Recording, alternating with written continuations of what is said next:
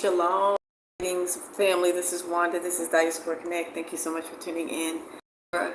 Connect in Tanzania, Diaspora Connect in Tanzania. This is Wanda. Thank you so much for taking the time to jump in and view this live and this replay when you do decide to watch it.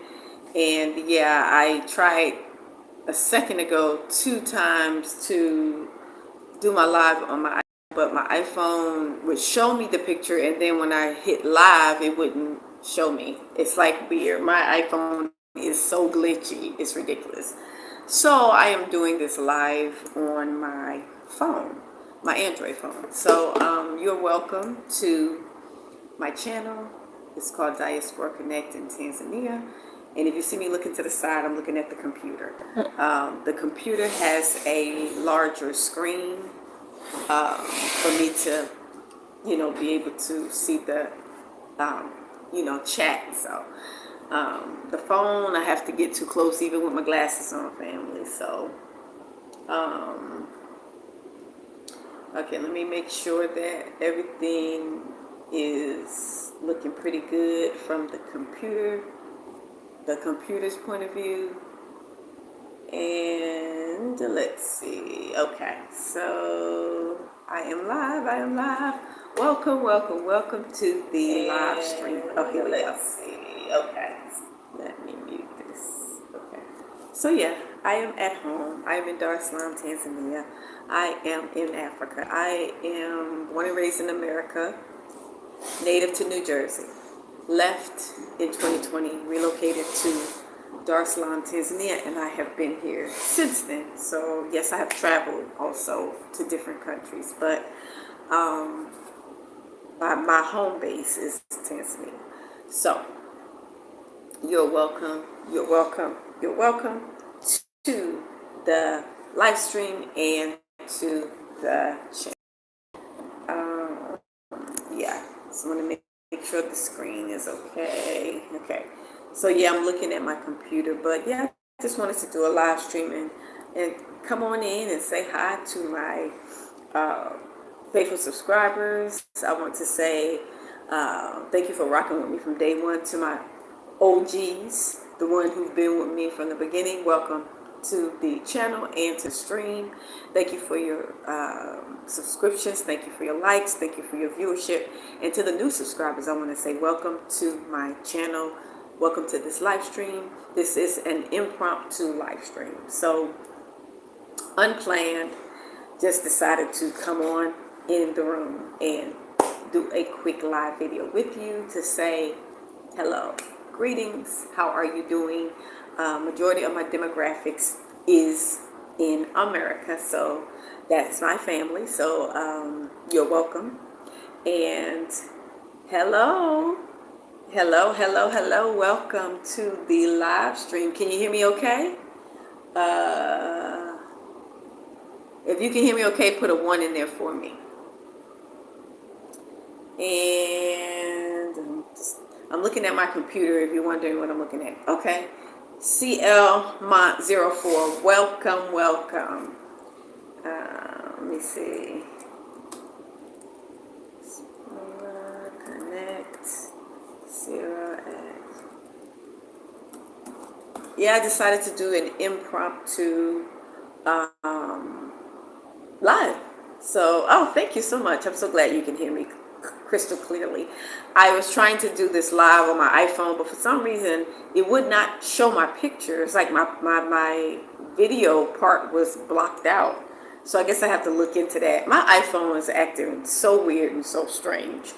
So I'm on the Android. Yeah, so hello, Leon. Welcome to the live stream. I am doing well. I am in Dar es Salaam, Tanzania, and I am doing well. I am happy. I am blessed.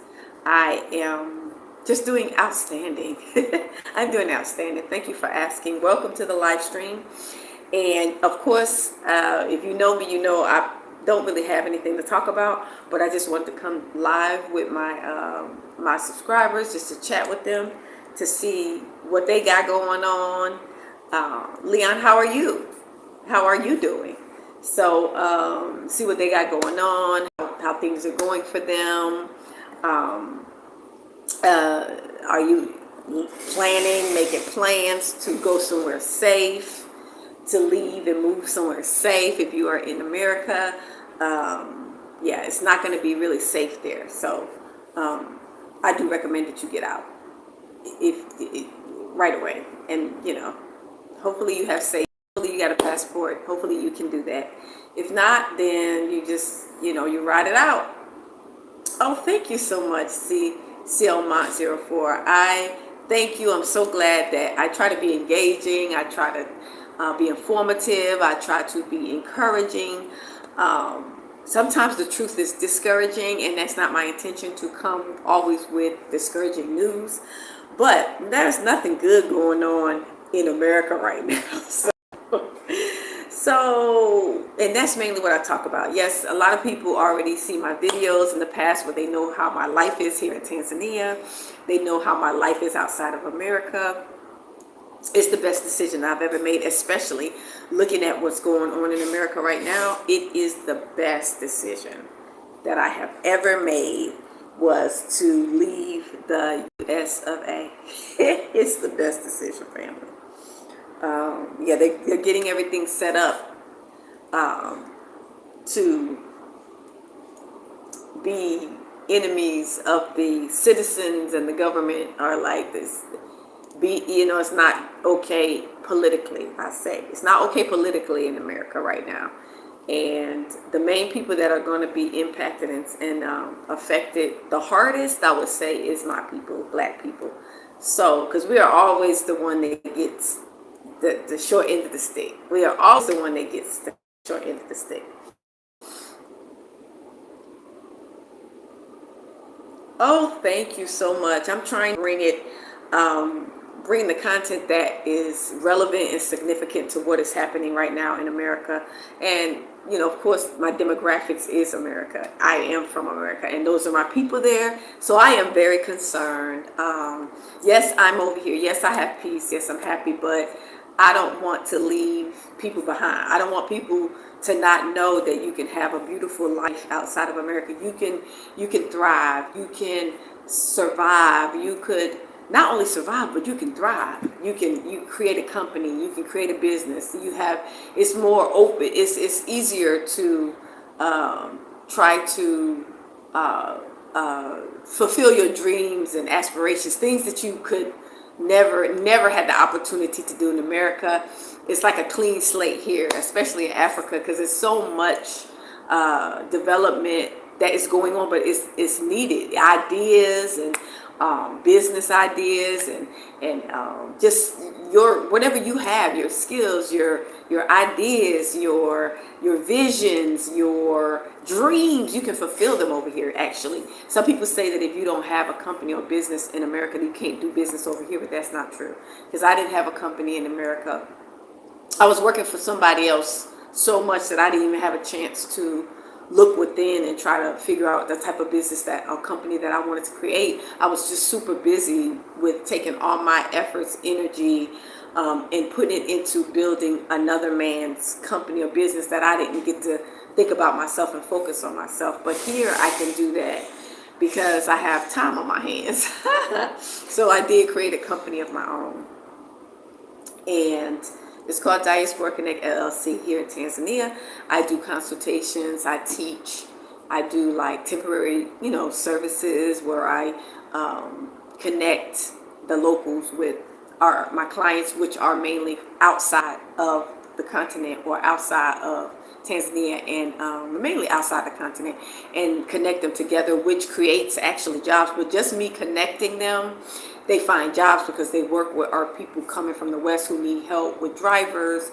Because here they speak Kiswahili, so you may need an interpreter, you may need help with cleaning your house, a sister, so babysitter. So I'm basically creating jobs in the fact that I'm connecting and I'm bringing clients here, and then our people get to live, get to survive, be able to actually thrive here, not only survive, because the U.S. dollar is stronger outside of America than it is inside of America. So it's ideal to just bring your little change, even if it's only a little bit. You still would live better outside than inside. It's getting to a point where people in America can't even afford to live. Even when they make a lot of money, they make really good money, they can't even afford to pay rent and live. They have to live in cars and vans and storage units and all this stuff. It's not the best way to live, family. You have to have courage to step outside of your comfort zone, step outside of the country that you were born in if it's not serving you. That's why you have a passport. That's why you have the ability to travel and go to different places and find a place that's a little bit more comfortable for you, where you're not the target because of the color of your skin. When people get angry and finances get tight, they lose their farm or they lose their house, and wife leave them. They can't take it out on you because they don't. You don't want to be in a place where everybody takes everything out on you because their life is hard, even though you didn't have anything to do with the difficulty of what they're going through financially, because we're all in America, everybody's going through it. So it's not fair that one race take their frustrations out on another race because they think that they're the minority, so they can just abuse or misuse them or unalive them for stuff for no reason at all. Yeah, this is just ridiculous. Salama Awakened Soul. Salama, sis. In Tanzania, do you need a CL Mont 04 says, in Tanzania, do you need a background check as a temp? No, you do not need a background check. You come to visit, you get your ticket, and then you get a visa on arrival. You do not need a background check, and you do not need vaccinations in Tanzania. Do you need to register a business in America initially? No, you do not need to register a business in America. If you want a business here on the continent, you register it in whatever country you go into. It does not transfer over. So if you have a business in America, it won't transfer over to Tanzania physically. But if you have a business where you make money online, then you can use that income and you can still work online here. That's not a problem. You can work online here. If you want a company, a Tanzanian company, you have to create it here. If you want a Kenyan business, you have to create it there. If you want a South African company, you have to create it there. So whatever country that you're in, greetings, Arvin Autry, welcome. You have to create it in whatever country that you decide that's where you want to be. So once you create the company, you can usually get like a work permit, residency, to stay in the country, residency permit, and that's good every 2 years. Tanzania has residency permits. You renew every 2 years. So either you create a company, you get one, you're retired, you get one. For that, you have a college student, somebody's in the University of Dar, college student, you could get student visa for that. So it's different types of long-term permits that you can get. But initially on the U.S. passport, you can come to the visit. You're allowed to come to visit for 90 days. So visit to see if you like it, whatever, and then you can decide, okay, I like it. Now let me see on what I got to do to create a company. Partner with the local is what I'm encouraging, because that's what I did. It's better because you helping each other. A brother from another mother living in Arizona. Appreciate the info. Awakening Soul. Yes, you are. Welcome. Oh, you're welcome, CL Mont. Yes, so that's all you, have to do. Even if you have savings and you don't have a lot of streams of income, or you have an idea about streams of income, you may be able to stay long term. But at least, get your resident, figure out how you can stay long term by getting a residency permit. But if you decide that you want to visit, and then after 90 days you still want to visit other places, then you're here. You can go visit Kenya. You can go there are 6 countries bordering Tanzania on the east, in the East African communities. You can visit all those and see which one you like before you decide, okay, this is the one I want to stay in. So it's always good to visit, and it's good that the fact that on the U.S. passport you get 90 days. You get 90 days to visit to see if you want. Most people only need like a month, maybe 2, but take that time to see if this is what you like, if you feel comfortable here, if this is where you want to be. Just because I feel comfortable, things are working out for me, does not mean that it may do the same for you. But at least try. And also your US dollar goes further here. So you want to go to any place you decide that if you want to leave America and go out, live outside, make sure that the value of your actually most of the places, especially if they're developing, your value of your money is still going to be better outside America than it is inside. So you're strong when it's outside. It's not strong when you live inside. And inside, you can barely make it. With the money that I make online, I wouldn't be able to live by myself in America. I wouldn't be able to survive by myself in America. I would have to live with other people. But here, with the income I have, I can survive here because the value of the dollar is stronger outside of America. That's what I'm saying. People think that they can't make it outside, but like it don't cost as much, but you do have to have some kind of savings and a plan. You have to have a plan, savings and visit and think about what you want to do outside of the country. Easiest, I think, is maybe Mexico and Canada because that's right there. That might be a little bit easier. Even Liberia is easy for U.S. citizens. Liberia is probably a place that a lot of people in America would be ideal for you to go because Liberia don't give you a whole lot of problems because of the history. Like it has a connection to the U.S. So you going in there with a U.S. passport. You probably probably won't be no issue for you being there. And I'm sure the value of the US dollar, it may be so. I don't know the currency conversion rate. You got to look that up. But that will be a country that, an ideal country would be Liberia for some who want to go, and it ain't gonna be no problem for you getting in there. Not that it's gonna be a problem for you getting in Tanzania. It's not a problem. You just need your passport. You get you get your visa on arrival, and it's a multi-entry visa, which is $100. So it's no problem. You get 90 days. You have to figure out what you want to do long term. But other than that, you come in on a 90-day visa. And then if you want to visit after 90 days, you want to visit other places, you're on the continent at that point, family. You can go to South Africa. You can go to wherever you always wanted to go. But believe me, life outside of America is a lot better. It's safer. It's more peaceful, especially on the continent because everybody looks like you. You can blend in better. I mean, if you don't have a problem going to places where you don't blend in, like Asia and all these other places people are going, or these other European places, you might have some of the same issues that you have in America with the racism. But see, in the continent, it's a little bit different because you look like everybody. So it's probably a little bit more like tribalism, but it's not half as bad as what you would experience outside of Africa, especially if you have Afro descent or African descent. You'll be at home here, definitely.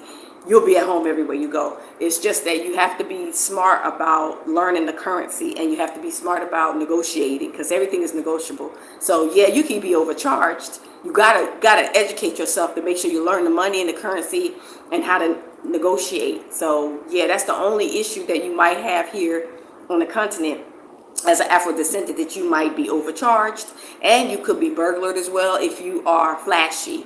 If you are flashy, flamboyant, too showy, you got to be low key, fam. You got to be low key. You're not in the States. You're not, you're not flexing, like, because you'll be a kind of a flexing target because you flexing. You know what I mean? You don't want to do that, especially if you in outside of the states where you're from. You want to be low key. Awakeness, okay. Gerald Jesus Oliveira. Welcome from Brazil. Shalom to you. Shalom.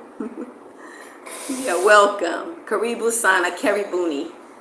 I don't know. In Brazil, I think what you speak Portuguese, I think, but I don't know any of that, so I do apologize.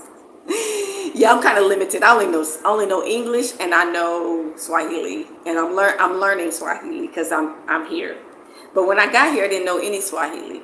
I didn't know T shillings. That's the money. I didn't know Swahili. I had to learn everything here. But in 5 years, I've learned a lot. I've learned a lot about culture, tribes, money, language. I've learned a lot. I've learned and I've grown, and it's been a wonderful experience. And I am so very happy that I left America when I did. I'm so very happy and grateful that I had the wherewithal to leave before things are getting really out of hand. So I I can't live like that. That's just me, family. I can't live in a system like what's going on in America. I can't live like that. I know me, I can't live like that. I couldn't even live through COVID, family. I had to get out of there because I can't be locked down. I can't. I cannot be locked down for nothing. So I'm glad I left during COVID time because I didn't do the whole stand in the house 6 feet apart, all that, because I left before all that got started. I left when COVID I left in July. COVID got over there in February, March. So I left right away. I didn't get locked down. I like to be free. They wasn't locked down over here in Tanzania. Nobody wasn't sick, nobody wasn't dying. And people keep saying it was, but I was over here. We was free. Everybody was at the beach. We was eating fish. Everybody was just enjoying life. Nobody was sick and dying over here. I don't know what was going on in the world, but it's crazy. But I'm used to being free. I'm used to being free, and I don't like to be locked down. I don't like to be locked down. I don't like to be controlled in that, like the dictatorship, authoritarian control, like what's going on in America. I can't live like that, fam. I have to be free. I have to be free. And we used to always say, even before this regime that's in there now, that we weren't free over there. People used to always say we're not free. Now you see we're not free. Our enemies control everything over there. We're not free. You're not free when your enemies control everything. It's better if people who look like you control everything. It's better if people who don't have a problem with your skin color control everything, especially when you depend on the livelihood that you have. You depend on them to do that for you. But you're in a country in America where your enemies control all your survival. They control your work, they control your food, they control your existence. They can unalive you whenever they get ready. They can put you out of whatever house you live in. They can come on whatever land you own. They can close all the stores you won't have no food. Like, they control everything for you to survive. And I don't want to live. I don't want to live in a place where my enemies control my stuff. Right here, I'm on a continent. Everybody got farms. There's food everywhere. You basically just depending on somebody, because if you're renting from somebody, then that's the only really dependency you have. Yeah, you get money online and all that, but then again, you're working for that. And it's kind of different when you're working online because you're at home and you're in your own environment and you're comfortable. So you work at your own pace. If you want to work every day, all day, you can do videos every day, or you can go online and work your company or whatever, but you're online. Somebody's not lording over you, standing over you, dominating you, telling you, you can't say this, you can't do that, you can't do this, and threatening your very existence. We get people in, America threatening our very existence. We got people being hung from trees. We got people coming up missing. People getting found in the bayou. We got people disappearing. I can't live like that. I can't live like that. So all I'm doing is trying to encourage those who are interested in coming out. If they want to live like that and they want to fight and all that, then they can stay and do that. But for those who don't, like me, there are other people like me that don't like to be controlled. I don't like to be controlled. I'm a free thinker. I mean, of course you want to use wisdom. You can't just say anything and you got to use discretion and wisdom, be private and discreet and stuff like that. But for the most part, you're able to speak the truth. You're able to say how you feel. It's going to get to a point where if you say how you feel or whatever, then your life could be in jeopardy. People can find out where you live. People can blow up your house, like what happened to the judge recently in America. You say something against the regime, they could do things to you. If they did that to their own people, that's how they've done to the other countries outside of America. The terrorism that you see what's going on in America right now is what they've been doing to other countries outside of America. They've been doing other countries like that, especially that continent. They've been doing the continent like that. So I don't know why some of the leaders can't see that about them, but they're starting to see it because they see how they treat their own citizens. They're turning on their own citizens. The regime, the government is turning on their own citizens. So I can't live like that. Yeah, I can't live like that. So I'm glad I'm out. I'm seeing it, and all I can do is pray, encourage you to come out. But if you want to stay and you want to fight, think that's your country, stay and fight. It's nothing I can do, but I know I personally, I would never, ever live there again. I would live somewhere on a continent. Even if I don't stay in Tanzania, I would go to another African country, but I wouldn't go back to the U.S. to live. Yeah. And at this point, not even to visit, because it's just not safe. I can't get stuck over there. Oh, wow. I cannot get stuck in that place. Yeah, no, that's not going to work for me. So that's why I haven't been back, because I keep having this not reoccurring nightmare, family, that I will get stuck over there. I will cry like a baby. I will be crying and regretting that I ever stepped foot back in there. I won't be going back. I won't be. Not even to visit. My family, if they want to see me, they're going to have to come visit me. They can watch me online and we can chat on the computer. But yeah, I won't be going back. Because I can't be locked up. After what my ancestors went through, I refuse to go through what they've been through. I refuse to go through what my ancestors been through. I'll be one living testimony that I got out and I never went back. I will be the testament for my bloodline, for my family members, my ancestors. I'm not going to repeat what they went through, go through what they went through, because it's happening right now. Segregation is back in effect. Hangings is back in effect. White mobs is going crazy, burning down stuff. They just blew up a judge's house. So it's back in effect. I can't live like that. I cannot live like that. I got to be free. I love my freedom. I will sacrifice everything to be free. That's how much I love my freedom. I can't be under no wicked regime like that.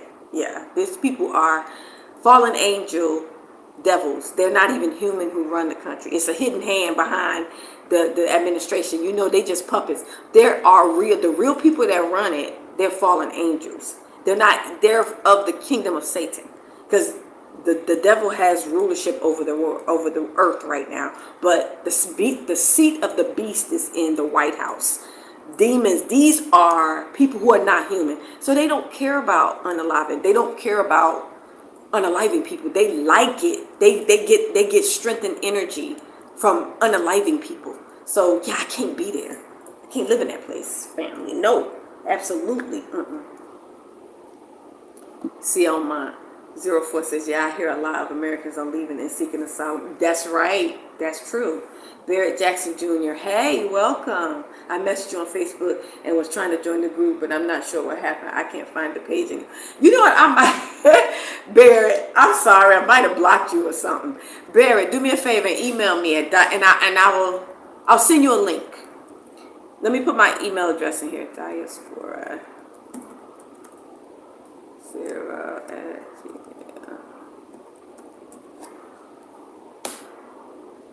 Email me Barrett Jackson Jr. and then I will send you a link to the email, and then you click on it, and then you'll be out. You'll get in there through the email. I don't know if I blocked you or deleted. I don't know if I blocked you or deleted it, Barrett. I don't know if I did that or not, because I've been doing a lot of blocking and deleting lately. I've been trying to clean it out to make sure that when we start speaking, he said, you blocked me. I'm sorry if I did, but I'm sending you this email. So just click on it. I will drop you in the group. Oh, boy. I could have did that by mistake, because sometimes I do it by mistake.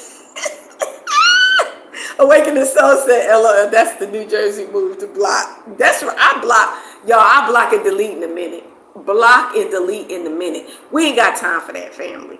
Not you, Barrett Jackson Jr., not you. I'm sorry if I did. Sometimes I do it by accident. I'll like either remove the request, or I'll block it accidentally, and I'll be like, oh, I didn't mean to do that. And sometimes I'm not as tech savvy to go back and try to fix something that I did incorrectly.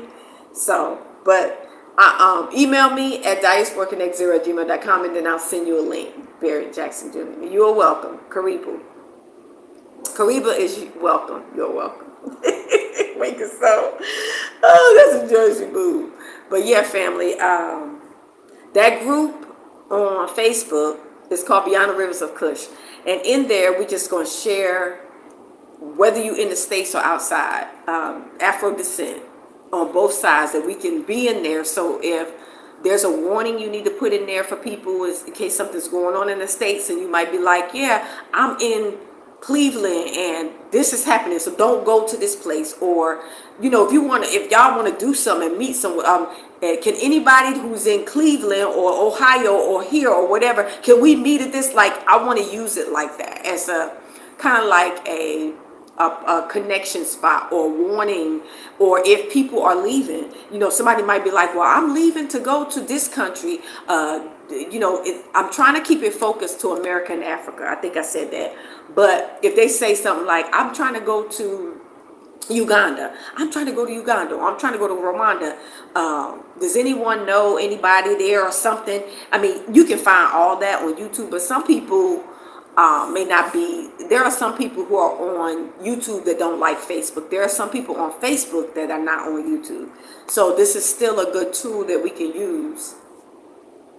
Okay, Barrett Jackson Jr. My bad. But it's a tool that we can use connecting wise.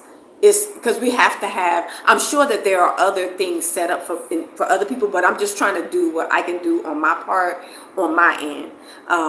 Like I said, I don't have a lot, but I wanted to try to do something to connect everybody, even if though I'm not in the States, but I'm here. But there could be people in the States that are wanting to come out and come to on this side. And like me, I'm only in Tanzania, so I don't know a lot about the other countries, but there are a lot of us in these other countries as well. So even through that group, it could be, if that person says, I want to go to Rwanda, somebody in that group might be like, oh, my cousin is out there, or I have a friend, oh, I'm on my way. You know what I mean? We could use it as like, it could be saying, somebody saying, well, I'm trying to go to Ghana. Is there anybody in here else that want to go to Ghana, or you planning? Maybe we can get together. Maybe we get a roommate. Maybe we could try to get a place together to save on money, to economically try to work together. At this point, it's an emergency. We got to get along. We can't be fighting each other. We can't be falling out. It's mainly the women. We can't be doing that. If it's an emergency and you don't have, that person don't have a lot of money, but y'all can pull your resources together. If it's women, and they all trying to leave, but they know that they kind of hesitant about leaving because the finances ain't the way they want it or whatever. They could group together and be like, okay, anybody going on, anybody going, and everybody, it could be a bunch of people in there say, yeah, 5 of us is going. So maybe we could pull our resources together and get a place, or find a place where we can live close to each other, to where we can help each other until we decide how we can get the money flowing. Online stuff, businesses, companies, or some people, you don't know what people might have. But if all y'all want to do the same thing, and we all trying to escape danger, this is like life and death situation, family. So we really have to be cohesive, and we got to get along. We can't be arguing and fighting. We got to put that behind us, because this is a life. Look what they're doing to us in the States. It won't stop. The hanging, it's gonna get worse. The targeting of us, it's going to get worse. Our children are at stake. Like, we got to do something, and that's to get out. We can't change the government. We can't change these people. These people run everything. And besides, even if they're not in there and somebody else is in there, they all the same. They run by the same hand. It is the beast system that's being set up right now in America.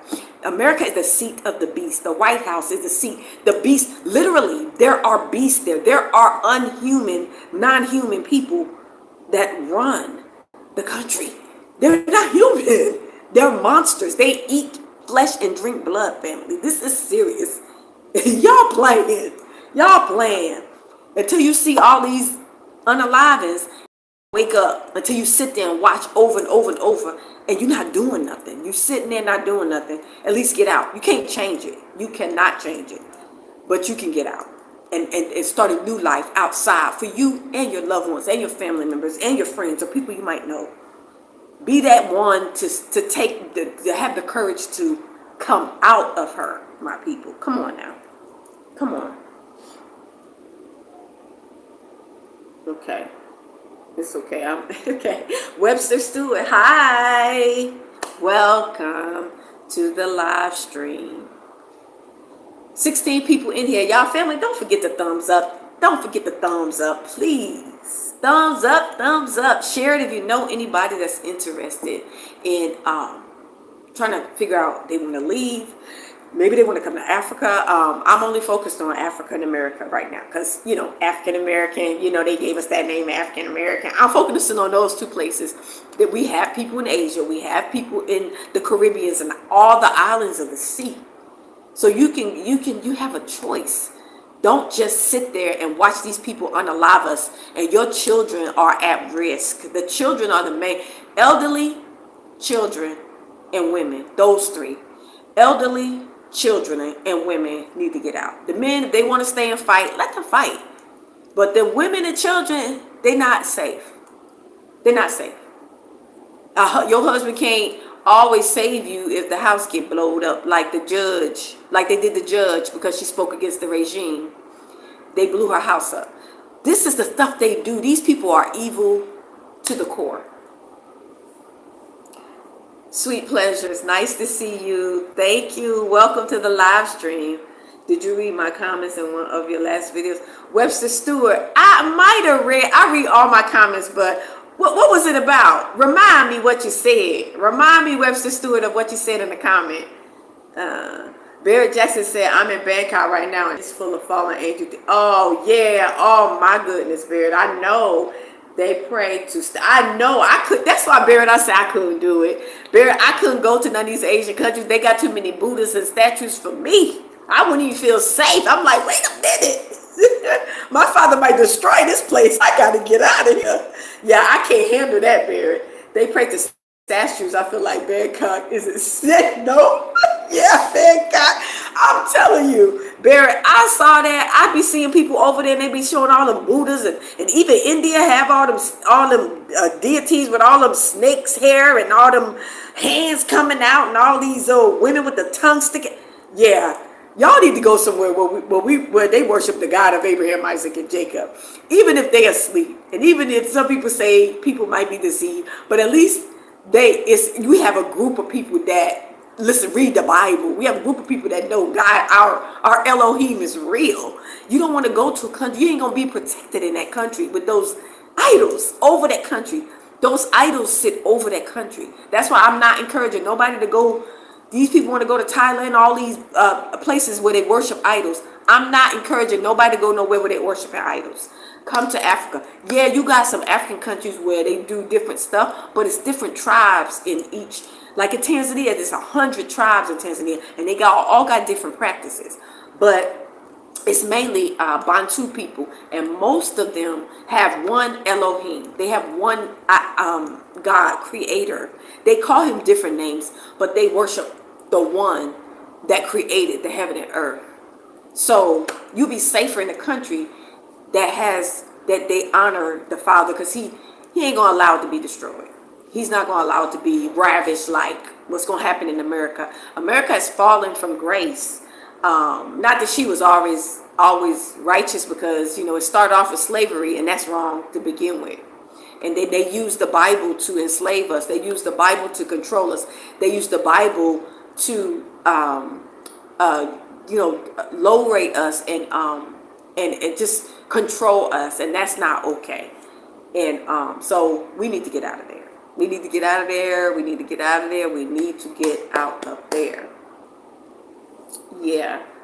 I'm not trying to tell you to go nowhere, no Asian countries and stuff, and then the stuff they be eating, and they gonna have a digital ID before.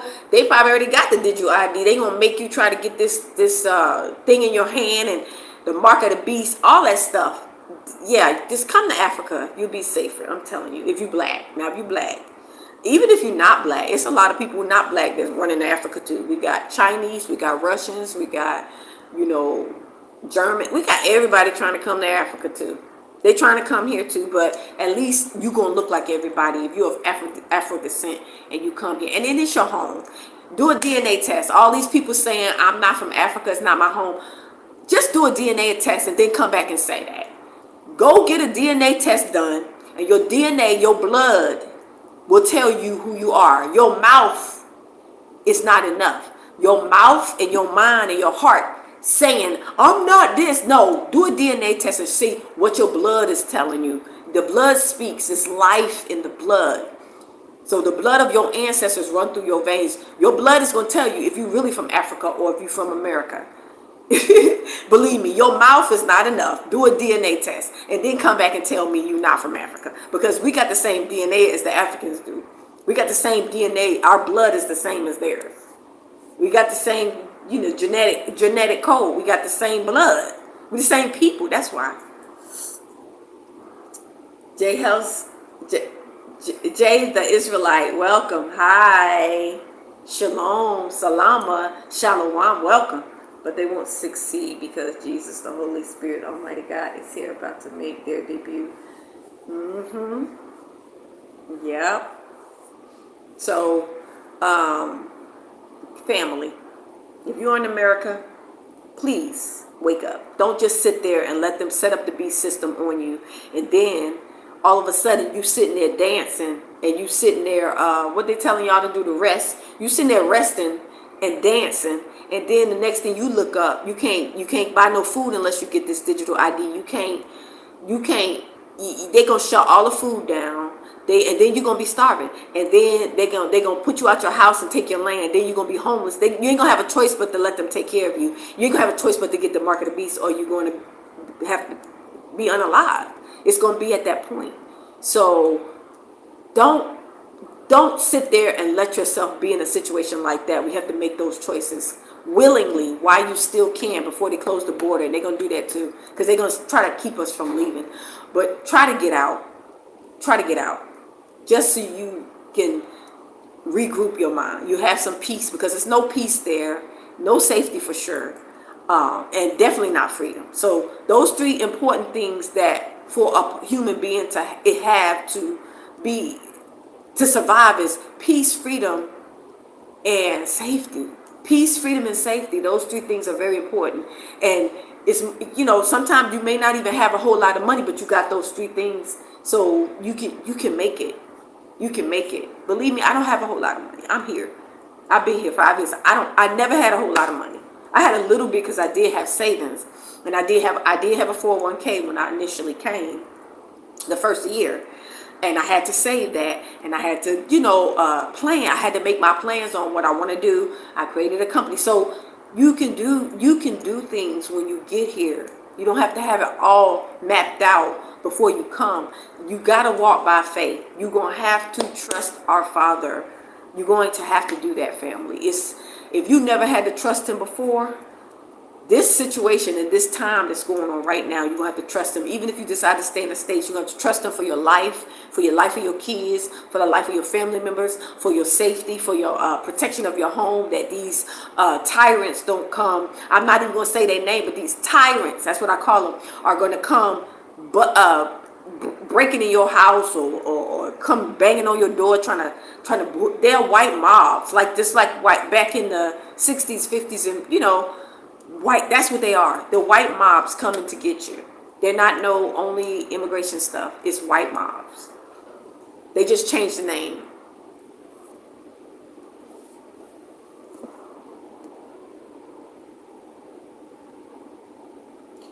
I also said you might be working for the... Oh, Webster, you said that. Oh, yeah. I was like, Webster, I remember that. I'm like, I'm not... Believe me, Webster, I am from Africa. Why you think I'm over here? Why you think I've been over here? I don't work for none of those people over there because I don't even like them people. I never liked them people. I never even worked for any kind of government agency. I wasn't even never a government worker. I always been too independent in my, the way I am. I never wanted to be controlled by day stuff. Yeah, I had to work jobs and stuff like that.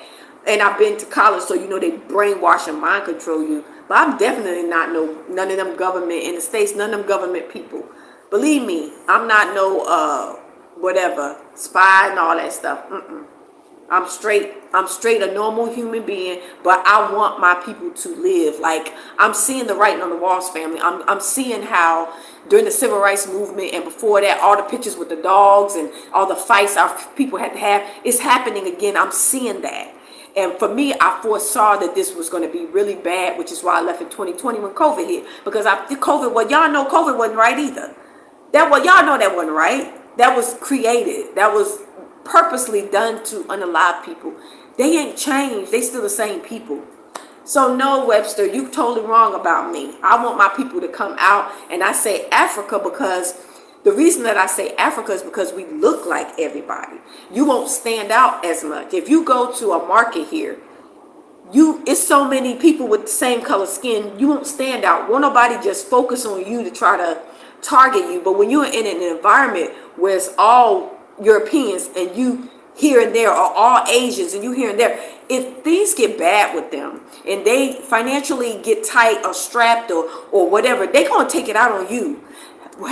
Every single time, even during COVID, remember how they was taking it out on the Africans, saying that the Africans was the ones. Every time something happened, when people get sick, anything, they always want to blame it on an African person. They always want to blame it on a black person. They tried to blame us for COVID. You remember they started to say the black ones was the ones dying the most. That was a lie. Everything is going to be on us. If you live amongst these people, you have to be around people who look like you. You have to live around people who look like you, family. And that's what I was talking about. That's why I was saying people need to come here, because we are African. If you do your DNA, even Webster, if you do your DNA, you see that if you are of African descent, you do your DNA test, you're going to have some African in you. You are African. So the motherland is your home. So that's why I'm saying come back to the continent. That's why I'm telling people to come here. The reason I'm doing these groups is because we have to have some type of groups to where we can help each other. Because some people got money and some people don't. So the people who got money might have a heart and be willing to help other people who trying to escape, who trying to get out, who trying to find somewhere to go. They might have property in another country. You don't know who can bless you unless you grouping together and you talking to people. So I'm more of a connector. I'm not, I don't have the resources per se, but I have connections and I can connect people together, which is why that's why I use the group in Facebook to connect people. Not trying to do nothing nefarious, but to be a communicator so people can talk to each other. It could be people wanting to go anywhere in the world. I mean, someone might want to go to Asia somewhere, but that group is for our people to connect to get to safety. So that's why. But no, it's not no government stuff. I don't like them people at all. I don't even want to go visit. I don't like that country because it's very wicked and evil. It's what it's done to Africa and what it's done to my people per se. What it has done to my people. I don't like that place. How would the process work for trying to build a home? Okay, that's what I'm planning to do. Do you suppose that land there is reasonable? Okay, so for Tanzania, in order for you to acquire land, you have to have a company. You have to be an investor. So, and then the cost of land here in Tanzania, it varies because Tanzania is massive. It has a lot of different areas of cities. So I always recommend people if you want to, a lot of people want to be in Dar. I recommend outside of Dar because so many people come. Dar is like the hub where everybody fly in. The land is getting very expensive. It's almost starting to be like U.S. prices. I'm recommending that you try to find land. If of course you have to acquire a company unless you're married to a local Tanzanian, of course, if you're married to a local Tanzanian, then of course it'll be in their name. But otherwise, if you are a foreigner or a person with a passport outside of Africa, you have to create a company. You have to be an investor to acquire land. And then outside of Dar is the best because they have reasonable prices for land outside of Dar. But in Dar, it's expensive, almost getting like U.S. prices. Jamal Watkins, shalom, welcome. Okay, Jamal, yes, thank you for your support. Oh, you're welcome. You're welcome. Shalom to you. Class of their countries. What you mean, class of their countries? Chanel Dunbar. Hi, shalom, shalom. Love to know that. But the rest is just stiff neck and trying to deny where they come from, which is a huge red flag, and what you're saying is true. That's right, Chanel. You know, these people denying where they come from, all they got to do is do a DNA test. They keep saying they FBI. I want to see a DNA test. Ask the FBI, show us a DNA test. Let us see that your DNA say you Indian. Let us see, because the life is in the blood, and the blood speaks. You got the same DNA and blood that your ancestors did. It's running through your veins. That speaks louder than your mouth. So let us see some DNA results to prove that you're not African, Mr. and Mrs. Indian, Mr. and Mrs. FBA. Let's see some blood work. Let's see some blood work results, and then we can believe that you're not from Africa. All that running your mouth, you can say anything. You can say you a cat, and you have 9 lives. No, we need to see the blood. We need to see the results from your blood test to say you not African, and you look like just like the continental Africans. Stop the madness, please, because it's madness. It's madness. And they want to claim, people claim that America is our home. Okay, why are we treated like this? Why are we getting hung from trees right now? Why are bodies being found in the bayou in Texas? Why are people disappearing? Why ain't nobody talking about it? Why? If that's our home, why? Why the other nations over us and they control us? Because people say they stole our land. Okay, we have no control over that land. So you still want to stay there and just, what you going to do?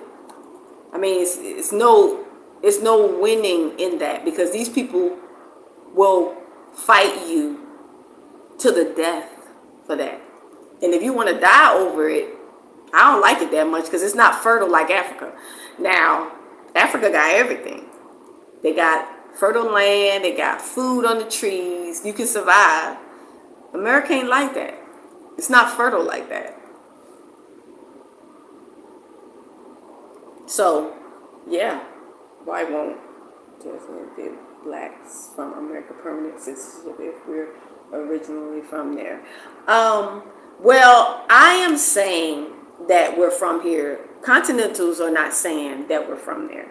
Some of them know who we are, but all of them don't. So in the meantime, you know, Webster, it could happen in the future. I don't know. But in the meantime, you can get a residency permit if you want to be in Tanzania. If you want to get citizenship, there are other countries. I think they said Benin. I think they said Sierra Leone. There are other countries where you can get citizenship. You just have to go to those countries where you can get citizenship. And actually, all countries offer it. But of course, you have to be in that country, that African country, for like 10 years or 5 to 10 years or something. But Tanzania is the only one that does not offer that. They only offer residency permits, which you renew every 2 years. That's fine with me. I don't have to have citizenship, because I don't even, to be honest, I'm not sure if I might want to go somewhere else. I love it here, and I'm doing projects here, but I might want to do it in the other places too. And then the other places I go, I can acquire citizenship in that place. So, for example, if I want to stay in East Africa, and I love Tanzania, I'm on a residency permit in Tanzania, but I can go to Kenya, or I can go to Uganda, Rwanda, Malawi, Burundi. All of them offer citizenships. I don't know if Malawi still does. Yeah, I don't know about, but I know the other ones do. So if I was to get a citizenship in any of the East African community, I could still benefit in Tanzania with it. You only need it from one country. If you get citizenship from like Benin or Sierra Leone, you in the West African community, so you get benefits of traveling all these West African countries. You don't need it from every single country that you, whatever. So if Tanzania doesn't offer it, Kenya might. They're in the same community. Uganda, Rwanda might. They do. And then get it from there, and you can still travel freely. So it's not a deal breaker. Because you can still, like I said, get a residency permit. And that's good for every 2 years. Just pay every 2 years. It's not that big. You still can do everything. So it's not worth, citizenship is not that big of a deal for people to be crying over. A residency permit is just as good until you get the citizenship. You get your residency permit, you living in that country, you just pay for it every 2 years, and then you decide, okay, well, while you got it, you can travel, go to different places. If you like the East African community, get it in another East African country. If you like the West African community, get it in the West African community. If you like South Africa, get it Namibia, South Africa, Botswana, get it down there. And then you can travel all those Southern African countries, all the West African countries, and all the East African countries. That's all. It's not that. It's not a deal breaker situation, family. It's not that serious. It's not that bad. You can still function and live off of a residency permit. Believe me. You can still do everything you want to do. You can do business. You can acquire land. You can, have a beautiful environment. You can have peace and safety and enjoy your life. It's not that big of a deal, family. It's easy to get jobs there if you are from U.S. No, Webster Stewart, you cannot work here on the continent because they don't have jobs like that. It's the locals can't even find jobs. You have to be the one to be the creator of a company. Coming from the West with your knowledge, experience, skills that you acquire living in the first world country, you are the one who creates the jobs for the locals. Even if it's a small company like me, I have a consultation company, but I still create jobs. I've been creating jobs for people ever since I've been here for 5 years because I connect them to our clients and then they put them to work. So that's a job, but you have to be the one. So you can't expect to, hi Dawn, shalom. It is late. I try to do the lives when most of my demographic is available, and that's the U.S. So this is a better time. So it's not easy to find jobs unless you have like a specialized skill. But Webster, you can also work with companies that are already in existence in that country and connect with them and share your skills that you have. And you may have to volunteer, but you may be able to get a residency permit with them and work with them. And I know you're trying to find ways to make money. The best way to make money is online. That's going to be the best way to make money that you can live off of. Yeah, when you get here and you create a company, then you can bring in whatever currency that is, T-shillings or whatever, but it's not going to be as much as you make in the West. So it's always best to have streams of income. So you can have like a little gig online. You can do little gigs here and there online. Then you can create a business here and sell a little whatever your company is, and then you'll make a few T-shillings. So you'll have like different streams of income. All the income is not coming from just one source. So it's almost you like diversifying. You're diversifying. So you doing this, you're doing that, make money from this, you on YouTube, you doing that, you got a business online, you doing this, you teaching about like different streams of income. That's how you have to do it when you live outside of the West, outside of America. It's like you're nomadic, so you can travel anywhere and still make money, especially if you're doing online stuff. So you might sell like electronic I always, every time I talk about this, I forget it. I think about it when I'm offline, but digital product. You can create a digital product like online. So like an ebook or a recipe book or a calendar or any kind of something that you want to create, right? And then that's out there on Amazon or wherever it is, and then you offering it, you selling it, and maybe you do consultations about whatever area you're good at. You might be good at, even if you're good at like plumbing or carpentry or cooking, like a lady or even a man, or health stuff, any skills that you have, you can create a channel and you can market yourself and be like, I offer, consultations for if you're interested in learning how to do whatever you good at. I charge this amount per hour, and then I have this ebook or I have this whatever course I'm selling, or see, these are those digital products that you can sell where you can have streams of income. And even if you ain't doing nothing, money could be coming in because people are buying your course. And then if you're on YouTube, you can get monetized, and then you get little streams from that. So it's little streams of income here and there to sustain yourself online. These are the methods that you need if you want to live outside of the U.S. instead of just thinking about a job, because it's going to be almost impossible for you to get a job on the continent because they don't have enough jobs for their own people. Welcome, 14 people in the live. You are welcome. Don't forget to thumbs up the video, like, and chat with us. So yeah, that's what you have to do. Don't they give their own people jobs? I read they have about 40 million people. They have jobs. They're creating jobs, but still a lot of Webster. They're creating jobs, but there's still a lot of people that don't have jobs. Everybody don't have jobs, but it's growing. That's the good thing about continent. The continent is developing. It's developing. So companies, people are coming here. Different people are coming here, like China, Russia, and all these different people are coming, creating jobs. Even with us, when we come here, we create a company and we create jobs. If we want to have a farm, or if we want to have a hotel, or something like that, that's creating jobs because people got to work there. You got to hire people. So when we come, we have to be the ones creating jobs for people. So you may not make as much, and you definitely gonna make as much as you make in the States, but it don't cost as much also to live here like it does in the States. So it's a compromise that you're gonna have to make. Chanel says, sounds fun and a good idea. So you welcome, sis.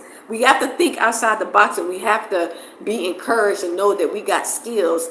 We've been raised and trained from Black Americans, or in America, to be good employees. We haven't been taught and trained and to be entrepreneurs, to be self-employed. We haven't been taught that, because I wasn't taught that. And I had a college degree in business administration, and I knew I always wanted to have my own company, but I just didn't know how to go about it because I wasn't taught and trained that. I was just always taught how to get a job, work for a company, and then retire. Like, yeah. So we kind of starting from scratch with our experience. Some people in America have had companies and businesses. So when they come here, they already got that entrepreneur idea mind. You know, they know that sometimes business fails and sometimes they succeed. And so it is a risk. A business is a risk. Yeah, it's a risk, but it's worth taking, because you won't know if you can succeed unless you try to do it. But I always tell people to start off small. I always tell people, if you want to create a company or business, start off small and then work your way up. As you start off small and you see how it's going, and then you invest more money or whatever, then you grow. So always start off really small when you've never done something like that before, as well as being in a country outside of where you were born and you starting fresh. Don't just because you got the money, don't take it all and put it all into something because you new here. You got it on the continent, especially. You got to figure out how things are done. Take your time. Don't feel rushed, because they don't rush with nothing. They take their time with everything, and sometimes it take them a while, but it may take us a while, but at least you have your money and you're not like giving it all away. If something bad happened, or the person, you couldn't trust the person and you're giving them money or whatever, and you lose it, at least you don't lose all the money. It's little bit. You do a little bit, work your way up, little bit at a time. So it's possible. You just got to be patient. You can't be rushing. Like we got a bad habit coming from the West. Everything is instant, right? We come over to the continent and we want to rush.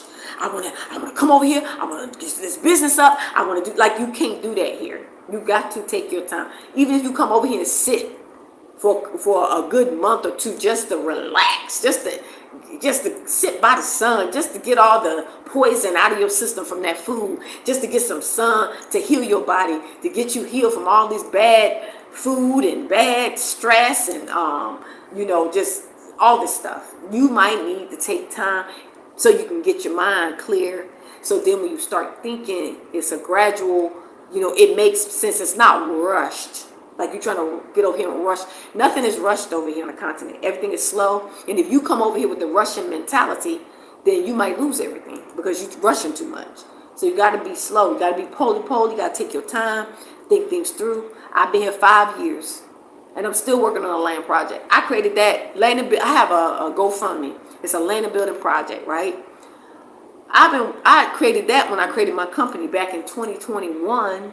Was it 21? Yeah, 2021, because I knew I wanted to do it was a land and building project. I knew I wanted to do that. I knew I wanted to build a structure because I wasn't sure exactly what I was going to do with it, but I knew I wanted to do a land and building project, and I wanted to. And now I know I want to do like maybe a rental or maybe an Airbnb for people who might need a place to stay. I want to do something like that. But it's taken me so long because I'm trying to be extremely careful. I don't want to lose money. I don't have a lot of money, so the money that I spend, I don't want to lose it. So I've been moving slowly. Just because I got the money don't mean, because I've had money here and there, but I've been holding a back, trying to just make sure I do my due diligence and not rushing, because I need to check prices when it comes to land and stuff. I want to get good deal. I want to get a good deal. I'm not desperate enough that I want it so badly that I can't get a good deal. Because I have a company and I can acquire land under my business, but I want to use wisdom and I want to get a good deal. Like, that's just me. I want a good deal. I'm not, even if I got the money, family, I'm not paying this amount if I feel like it's not a good deal. That's how I am. So I'm never in a hurry to where I want land so bad. I want to do this. I got it. I'm gonna spend anything. I'm not. Yeah, that's not me. I'll wait. Nobody can rush me and be like, oh, it's going to be gone tomorrow. All right. They can have it. Because if it's going to be gone that quick, why I can't wait and pray about it, think about it, double check, triple check, compare. If it's going to be gone that quick, it wasn't meant for me. So I don't want to be rushed to do something like that. Chanel Dunbar says, exactly, says the key is to relax first. That's right. Slow and steady wins. That's right. You got to be relaxed. Don't be rushed. Because sometimes people get rushed. And when they get over here, especially to the continent, then you lose your money because you're rushing so much and you trusting like that the very first person that you talk to, and you don't know that person. You don't know if they lying. You got to wait. You can't be rushing to spend something like, you can't rush to do something like that. And the Father will put the right people in your place, people that you can trust. It is possible, but you get the person you trust. Now you got to look at the location. That's very important. Some people think they want to be in Dar, and they don't realize until they've been here for a good month or so, and they're like, I don't want to be in Dar. It's too much, too city, too much, too busy. Then they want to visit other places to see, I think I want to be in another place because it's slower and the land is cheaper. Most of the places outside of Dar, in other areas like in Baya, they have Tanga, they have Wanza, they have Mogor, they have different places. The land is less in those places. They got Arusha, so you don't feel like you gotta do stuff just because you land in Dar. Everything got to be done here. You can you can go to different places and visit and see where you vibe in. A lot of us should want to be far away from a city, so we can get a good, first of all, safety. Because it's out of the city is going to be low key. You don't want to be coming from a west, this big city situation, and moving to another city. Some people do, but for me, I want to be out. I want to be low key, and I want to be out the city. I want to have quiet, peace, and all that. So most of us want to do that. So you gotta visit places, fam. You can't just come here and be like, this is it. No, you can't do that. You can't do that. You can, but it may not work out. Did you bring one with you out there, or are you looking for? No, I didn't bring one out here with me. I thought I met somebody, but that didn't work. Where is USA state you're from? Oh, I'm from Jersey. I'm from Jersey, fam, next to New York. Born and raised in Jersey. I'm a Jersey girl. Brick City. Dirty Jersey, some people call it. The car theft capital of the world. I don't know if it's still the car theft capital, but when I was there, them people can steal your car so quick. They can steal your vehicle so fast. You go in the store 5 seconds, 5 minutes. You come out and ain't nothing left but the engine. Everything is gone. Everything is gone, family. We had to park our cars in the driveway. You got to park the old one in the back by the garage, and then if you have a garage full of cars, you put the new ones in the back by the garage, and you put the old ones behind the new car, because it's harder to steal a car when it's other cars behind it. So our families will have to put the new car inside. If you got a garage, like a garage with a driveway, you put the newer car close to where the garage is, and then the other ones behind it, just to keep them from being able to steal the new car. Jack is from there. Many great ones. Yes. North Newark alumni. Okay, Kyle Fitz. Okay. Okay, Newark in the house. Okay. Yeah. I'm from Newark, where the Sopranos was from. You know the gangsters? Yeah. All them Italians. I love Italian food too, fam. New is like New York, very close. Yeah. Yep. Newark is like, yeah, it is. Broadway, yep. Broadway, yep. I used to go downtown Newark. I used to love to go shopping. That was my hangout. I used to shop. You can spend a lot of money and you get good deals because they didn't have taxes on the clothes and stuff. But we had to move away because my mother moved us down south to Georgia because it was dangerous. It was getting too dangerous, and she had two daughters. It was me and my sister in high school, and she was like, "We gotta go. It's just too dangerous." So, because it was getting like really, people were shooting. It was getting real violent. But that's my home, Jersey. Yup. But and I still got some family there too. I be trying to tell them to come out too. They love that place. They ain't going nowhere, I don't think. Oh, the dirty South Louisiana. Okay. I moved down to Atlanta, Georgia. After we left, that's why I moved to Georgia. I moved to Atlanta. And then I moved to Colorado before I came out here. So I moved to Colorado, and I was there for 6 years before I moved out here. So it's like each place prepared me for a life out here. So we moved from Jersey, and then we moved to Atlanta. And then that was like the country compared to Jersey. Jersey is like New York's like the city. And then I moved to Georgia, and it was more like the country. I was like, it's country. But I kind of liked it. And then I moved to Colorado, which is even further rural. It's like a lot of white people was out there. But I didn't have it's crazy. I didn't have no problems out there. Nobody bothered, because it's like the Bible Belt. So those people like evangelicals, they be into their church stuff. They don't be bothering black people like in the South. The South is like the worst. But even in Colorado, it's like a lot. It wasn't that many blacks, but they don't bother you. Like they be into their church. So I like that. They didn't bother me. And then I moved out here. So I was kind of being prepared to live by myself, to be away from family, because my family was in Jersey and we left them. We moved to Atlanta, and then I had my immediate family in Atlanta, and then I moved to Colorado by myself. So I had those three opportunities to be further and further away.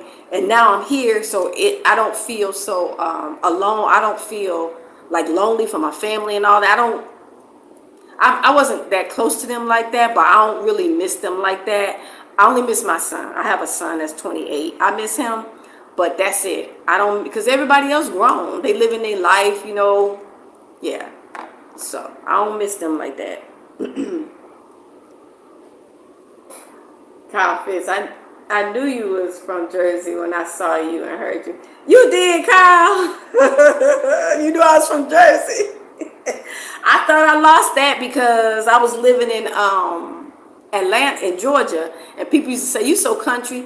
So I went from the Jersey accent to a southern accent, Jersey, a southern accent, and then I lived in Colorado. So all the accents mixed in there, y'all. All the accents mixed in. But my thinking and my perspective and my view, I got that from Jersey, because in Jersey, it's like Jersey was like pro-black. Being raised in Jersey was like we was taught in school. I was taught about black stuff. Like my teachers was black. I was in like a black neighborhood, and it wasn't necessarily a hood yet, but I had friends in the projects. But we lived in the house. My great aunt had a house, and we were just blessed. She had a house, and all our family lived with her. But we lived in the house, but we was in the black area.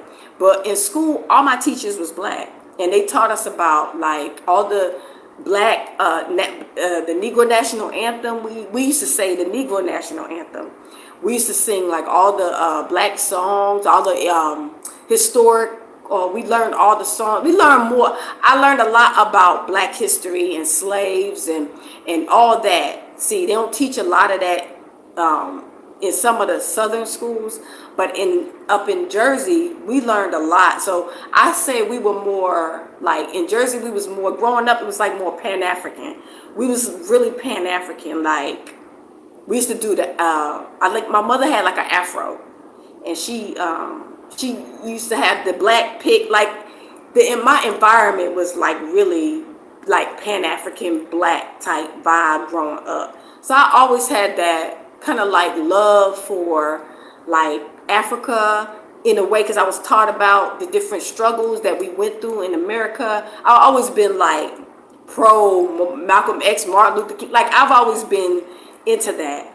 So I can see that how I ended up like here in Tanzania or here to have such a love for the continent. Also, it was like I was being prepared for this time. Yeah, it was like I was being prepared for being here. That's why it's not hard for me to believe and understand that I'm from Africa. That I was always like taught that even younger, that who we are, and that we are smart, that we can do anything we put our mind to. Like I was raised like that with that that motivation where our parents used to just be pumping us up, when I was younger. But then when I moved down south, I noticed the difference in the people and the mentality and the mindset, because they're not, I guess some of them, not all of them, because we got the Morehouse and we got the Spelman and we got the Auburn Avenue, the Martin Luther King. But a lot of people down there didn't really value him as much. Sometimes you're not valued in your own where you're from. Sometimes some of the leaders weren't as valued in their own states or their own little areas or countries state, I say. They weren't valued as much.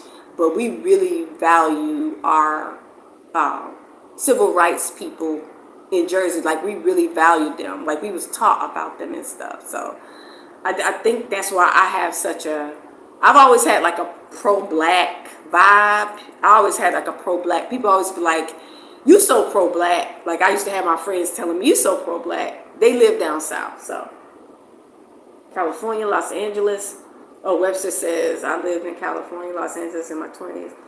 And but then now, can't wait to leave permanently. Maybe the West Coast line. Yeah, you got to get out of California for sure. There's too many threats of earthquakes and tsunamis. You got to be somewhere safe. Even in Miami, y'all got to get out of there too, because it's not safe. And Midwest is probably going to be the safest. Just get away from water. Go somewhere. If you're going to stay in the States, go somewhere away from water. Don't go nowhere. Don't be nowhere near water. So when the earthquakes happen, the tsunamis start coming, you won't be nowhere near the water. You don't have to worry about flooding. If you're going to stay. That's what I tell people. If you're going to stay there, go somewhere Midwest somewhere. But make sure you're safe. Like, don't go nowhere crazy now. Don't go nowhere where you're the only black person now. You got to have some of us around.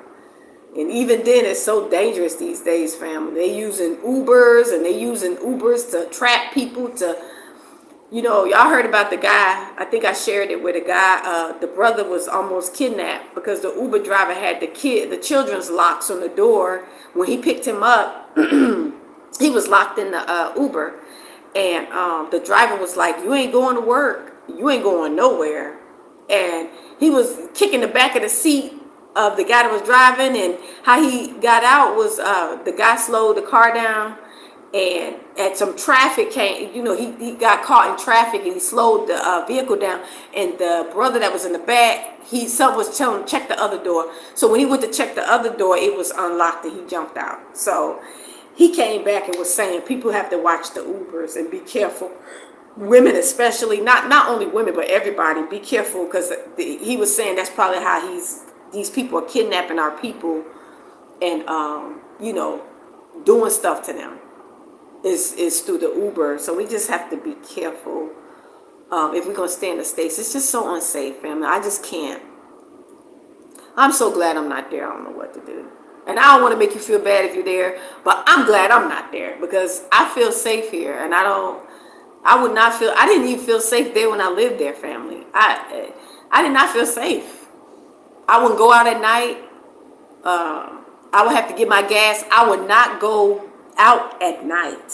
I had got that warning earlier, before it got real bad, before COVID. I had got that warning earlier not to go do stuff at night. Don't be getting gas. Don't be going here. If emergency came and I had to run to like Walmart or something, I would park right at the front door. I would literally park right at the front door. And before I got out the car, I'd be looking around. I would get out that car so fast and almost like run in the store. And when I came out, I would look in my car before I even went to my car. Make sure there were no cars around it. If it was cars or something around my car, I would have like the security or somebody, a guy in the store. I would ask him if he could walk with me to my car. Like, I was already living like that before stuff started getting like out of hand. So I don't live like that here, family. It's safe here. I'm in Tanzania. It's safe in a lot of these African countries. I'm here. I use wisdom. Of course, I don't be out at night a lot. If I'm out at night, I have a driver, or I'm in a car coming home, but I don't make it a habit of being out at night. That's just me. A lot of these people here, a lot of the diaspora, some of the women, they hang out and they be out, but I don't do that. I like to be like extra safe. I like to use wisdom. So, give me. No, I'm not gonna give you my number. I give you an email if you want to talk about consultations. I can't just give my number out. And it's like Arabic writing. I don't know what your name is, and I don't know you. I will just give my number out. But hi to you. Welcome to the live stream. I've always had love for Mother Africa, and all my life I've always dreamed of coming home to Africa. And as for America, it's the devil. That's right, Chanel. That's right. It's the devil's playground. I'm telling my family literally all the time. It is. It's not safe. It's never been really safe for us as black people, because if you think about it, they never stop hanging us. Because you've always, even through all the time, you always, every now and then you find somebody hanging. They never stop doing that to us, family. It just slowed down. But it's amping back up again, so when it's not safe. And everybody keeps saying it's everybody's working together. The coroner, the police, everybody.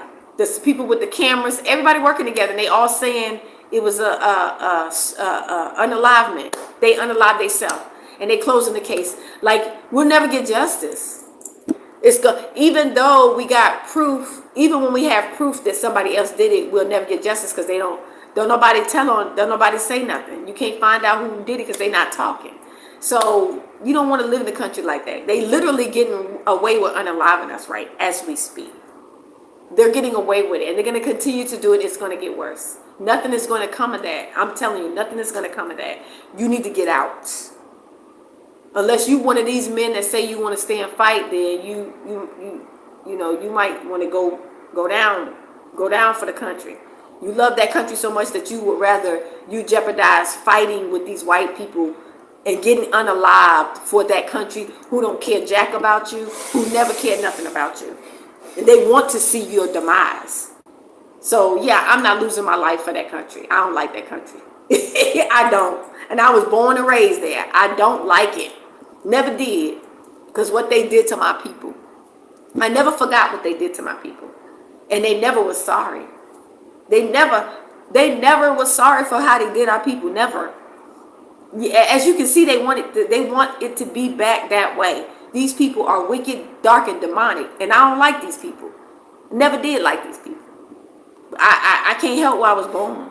But yeah, I ain't never liked these people. Yeah, I don't even know how these women be marrying these folk. I don't know how they do it. I don't like these folks. They just wicked. The way they've been doing our people for 400 years, ain't nowhere in the world I'd marry these people. Nowhere in the world. Yeah, they ain't gonna clean it up. Webster, the Almighty, he gonna definitely have to clean it up, and he gonna clean it up with divine judgment, meaning diseases, natural disasters, war. Civil war is. Do you know civil war is a punishment for sin? Civil war, earthquakes, natural disasters, plagues, all of that is a punishment for sin. So, too much innocent blood has been spilled in America. Between the abortions of all the black children, and then all the hangings and unalivings of the black people, and the Indians that were demolished. Just people it's too much innocent blood being shed. For it not to be judged. Come on now, it got to be judged. People, all these black people getting hung and found in the bayou, somebody got to pay for that. So if you in the country with the people who doing this, you're going to suffer with them, because he going to judge them in that country, because the country is filled with blood. The blood it was already filled with blood from our ancestors as it was, but now it's continuing. It just won't stop. The only way it'll stop is when it's destroyed. Unfortunately, if you love that place, I'm sorry. Some people do, Chanel. Some people do forgive. Some black people do forgive. Listen to the black Christians. We forgive you. They forgive. That's blood for blood. That's right. That's right. You reap what you sow. Yep. The reason I know the Bible says we should forgive our enemies, but and I try to do that for my peace of mind, for me not to be like a bitter. So I try to do that for me not to be bitter. But I pray for their judgment, that they be dealt with, and I don't want to be around them. If I'm not around them, then I won't have to harbor bitterness against these people, because I don't see them. I'm around people who look like me. I'm around black Africans. And I don't have to see these people to even remember, to keep being reminded of what they did to my ancestors and what they're doing to my people right now. So I don't have to be around them, because I'm in Africa. So I see Africans every day, all day. I don't want to see nobody else. That's why I don't think I could live in South Africa, because I don't want to be even seeing these people. Yeah, I don't want to see these people.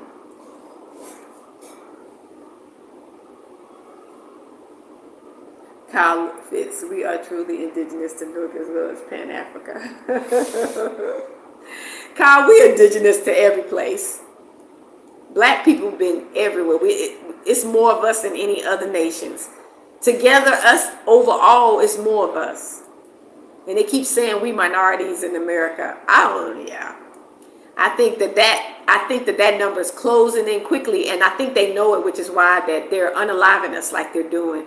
But it don't matter how many people they unalive of us, we ain't going nowhere, because the Most High said we would be like the sand of the sea and like the stars in the sky. If we didn't die during the transatlantic slave trade middle passage, we ain't going nowhere now. But a lot of us gonna meet our demise there. A lot of us are gonna meet our demise in America, because they have a plot against us. But there's gonna be a remnant. There's gonna be some of us which there are already some of us that have escaped. So many of us have escaped and we're out. So it's gonna be a lot of us that won't make it out. They won't make it out of captivity. And that's what America is, captivity. It's the house of bondage. It's the house of bondage. People don't believe it. But the way things are looking right now, you can't see that it's a house of bondage. I don't know what you're thinking. So I believe we are. That's why they're doing what they're doing. I believe we probably are the majority, but they're doing what they're doing because they know that we are outnumbering or close to outnumbering. I'm in my 50s, Webster. I'm a 70s baby. So, yeah, family, I just wanted to do this live and chat with y'all and 13 people in the live. Thank you for taking the time to view the live and to jump in and hear what I have to say. I said I wasn't going to do another video saying get out. I did 3 videos in a row saying get out, get out. And they're not getting that many views. So I was like, you know what? I'm not doing another video to say get out. Because apparently you want to stay. So, I mean, I just watch I'm just saying, I'm watching from afar. I'm on a continent and I'm safe. I'm safe. And I'm not around no kind of white supremacist, national Nazi, white supremacist, white national supremacists or white supremacist national Nazis. White supremacist national Nazis. I'm not around none of them. I'm around all Africans. And if they're around here where I live, they the minority, fam. And guess what? They don't be walking either. Guess what they do? If I do see one, they be on a motorbike and they be hightailing it up out of here, family, before dark. Before dark, yes. You don't see nobody, no pale skin out here. Where I'm at in Tanzania, it's locals. Every now and then you see a pale skin and they on a palm color. You'll see a palm color and they on a motorbike racing up out of here during the day. You don't see them at night. Because guess what, family? Where I live in Tanzania, ain't no security. So you pretty much on your own. So it wouldn't be safe for them to be a place where ain't no security. They got to stay in the areas, the pale skin got to stay in areas where there's security. Like armed rifles, because they have that security here, armed rifles. But as you go out of the city, a lot of those areas, the local areas, they don't have no security. So if you blending in, you ain't standing out. You looking like, and you walking up and down the street and going to the markets, everybody look like you.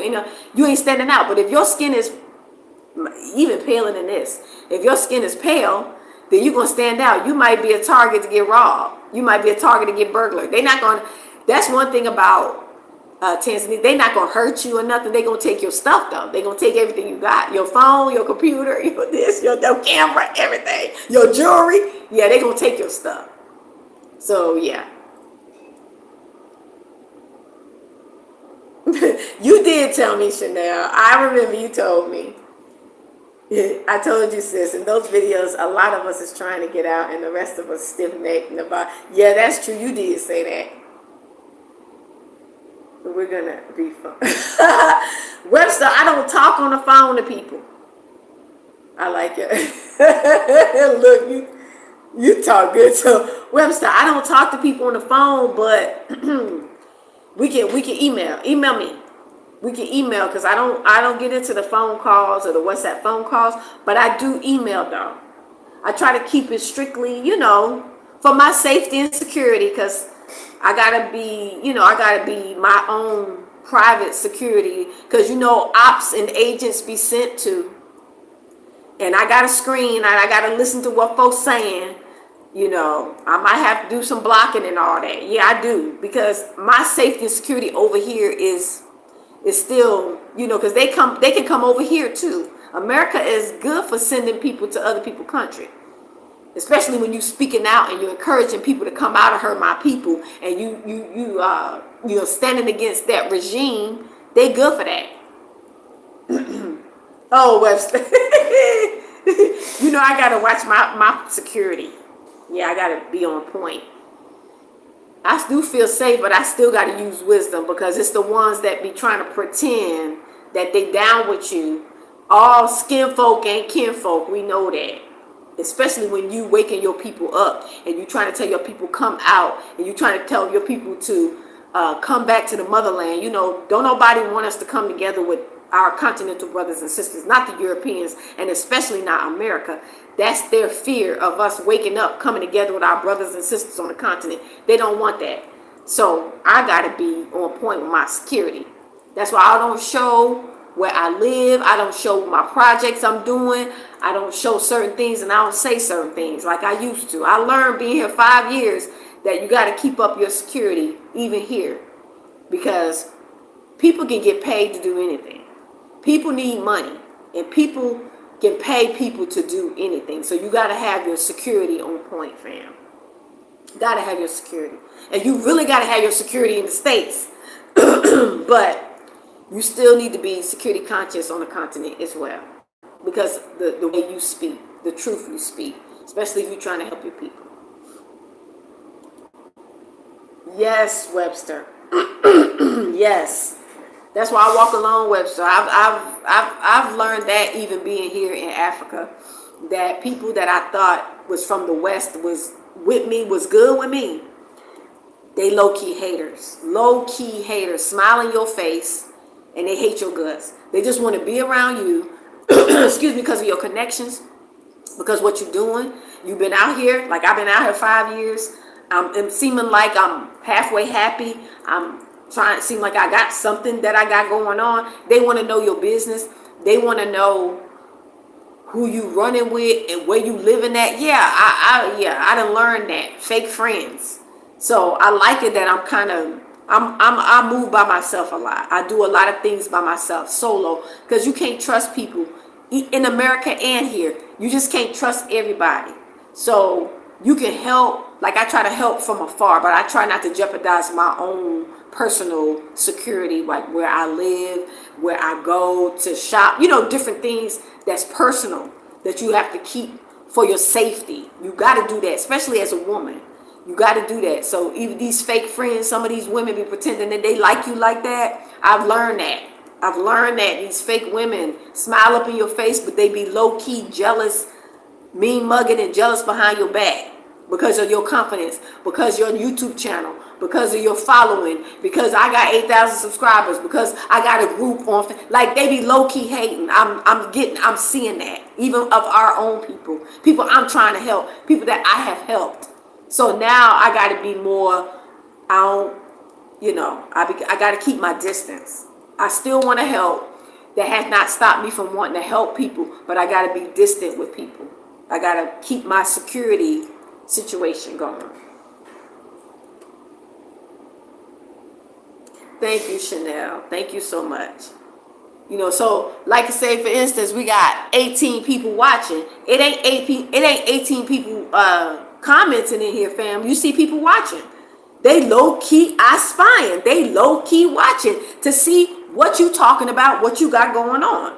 That's why I don't share everything publicly like I used to, because they low-key spying. Otherwise, they would be talking in the chat just like y'all talking. Saying hi. Showing who they are.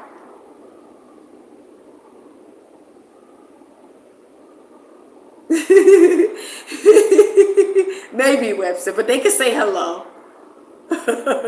They can say shalom, salama, hi, hello. But you sitting here watching, you just spying, and you ain't gonna know nothing. I ain't telling you nothing. Only certain people get the privacy, security, and how I do things and how things can be done. There are ways to get things done. How you think I've been here for 5 years by myself? How you think I've been managing? How you think I created the business? Yeah, you won't know unless I tell you. Which is what I usually do with people who pay for consultation. I do relocation and business consultations, and I do charge $60 for 60 minutes or $1 a minute. So $60 for 60 minutes.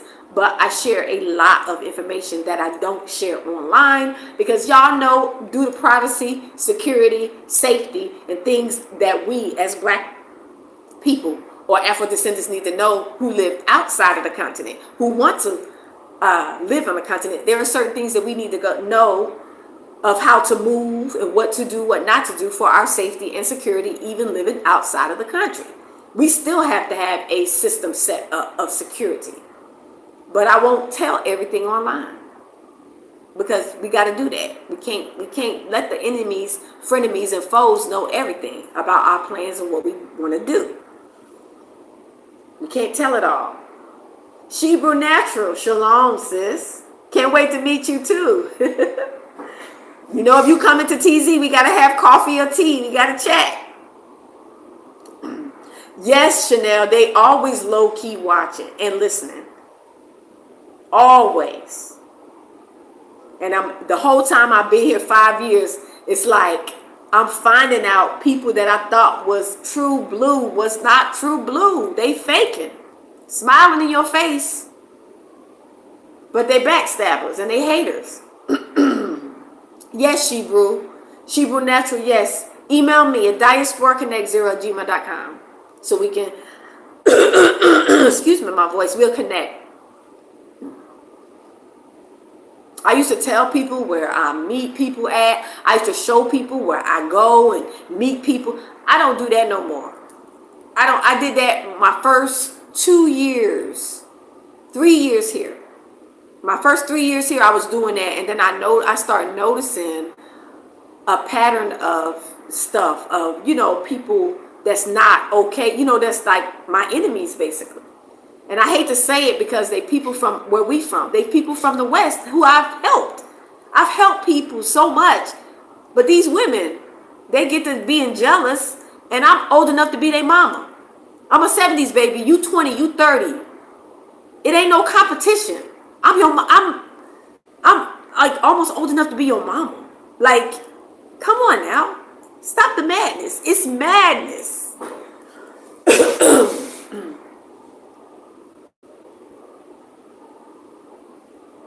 Yes, Chanel, we do. We have to watch what we say. And for me, that's why family. I just want to let you know, got 18 people in the chat. Don't forget the thumbs up. Excuse me, I'm creating a membership on my channel. Please become a member. On the membership videos that I do, I'm gonna talk. I can talk a little bit more freely. I'm still not going to divulge everything because people do pay for consultations, and I have to save information for those who actually pay. But if you are a paid member, which you still paying monthly, then you still get a little bit more of the tea that I wouldn't say on public YouTube. So remember, you know, we got people watching. We got people stalking. We got people trying to figure out what we all doing. We coming out of Babylon. We got to have a, you know, we got to be cognizant of what we say. We don't have to tell everything. We don't have to share all our plans, all our details, all our things we do here on the continent in Tanzania. We do things on the continent. We don't share online. We get together. There are a lot of people doing stuff that's not on YouTube because they private. So we got a lot of stuff going on, fam. Don't get it twisted, but you just want to know online. Because people don't, we decided we're not sharing stuff like that. Move in silence, that's right. Right. That's right, Dawn.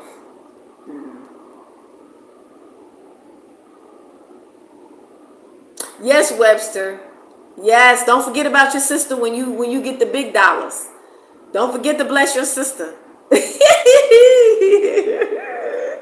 Yep, so yeah, I got a membership, and it is a fee because you know these memberships on YouTube, they make you, it's a fee for them. It's like a tier. The first one is like $3.99 and then $5.99, $7.99, you know, different prices.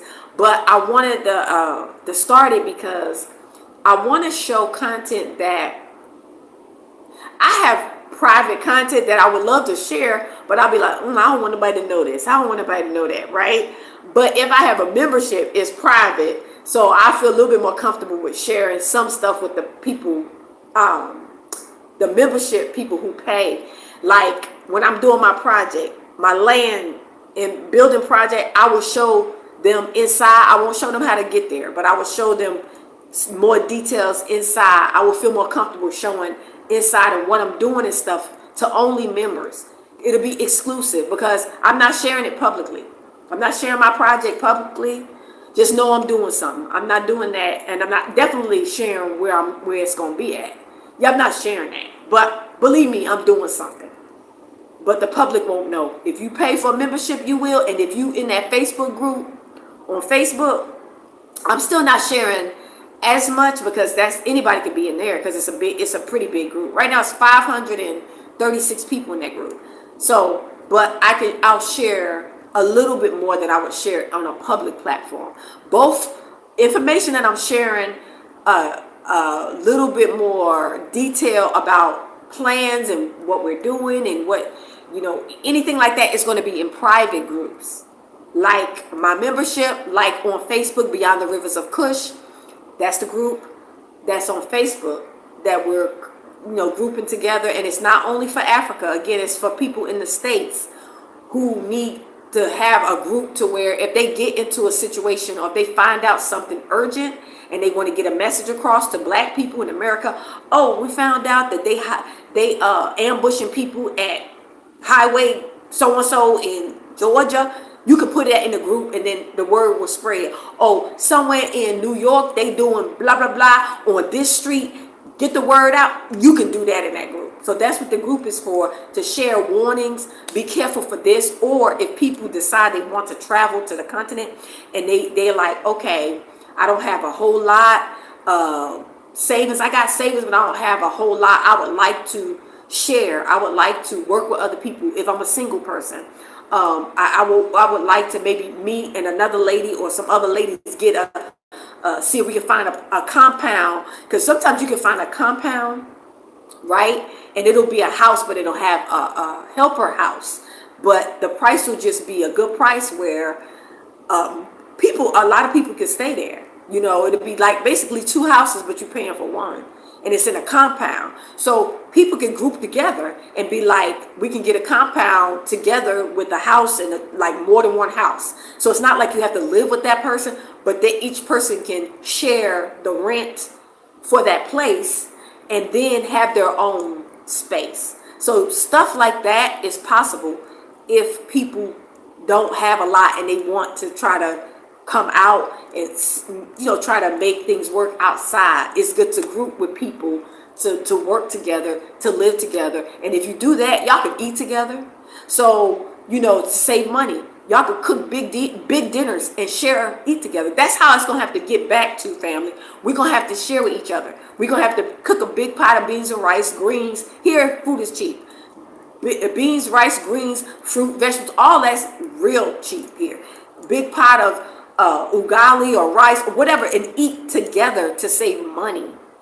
So these are the type of things that I share with people who want to come, and they may be on a budget or they have savings a certain amount. So things I share that they can think about that they don't think about because you live in the West. It's a different thinking here. It's a different mindset and ideas that you may not think of when you live in the West. You have to have somebody who's been living here to show you how to live economically to where you can be comfortable and save money and group together, and y'all can share resources. You'll have to start sharing when it gets tight. Even in America, when everything's shut down and ain't gonna be you're gonna have to find some black farmers to where they can share their food with you.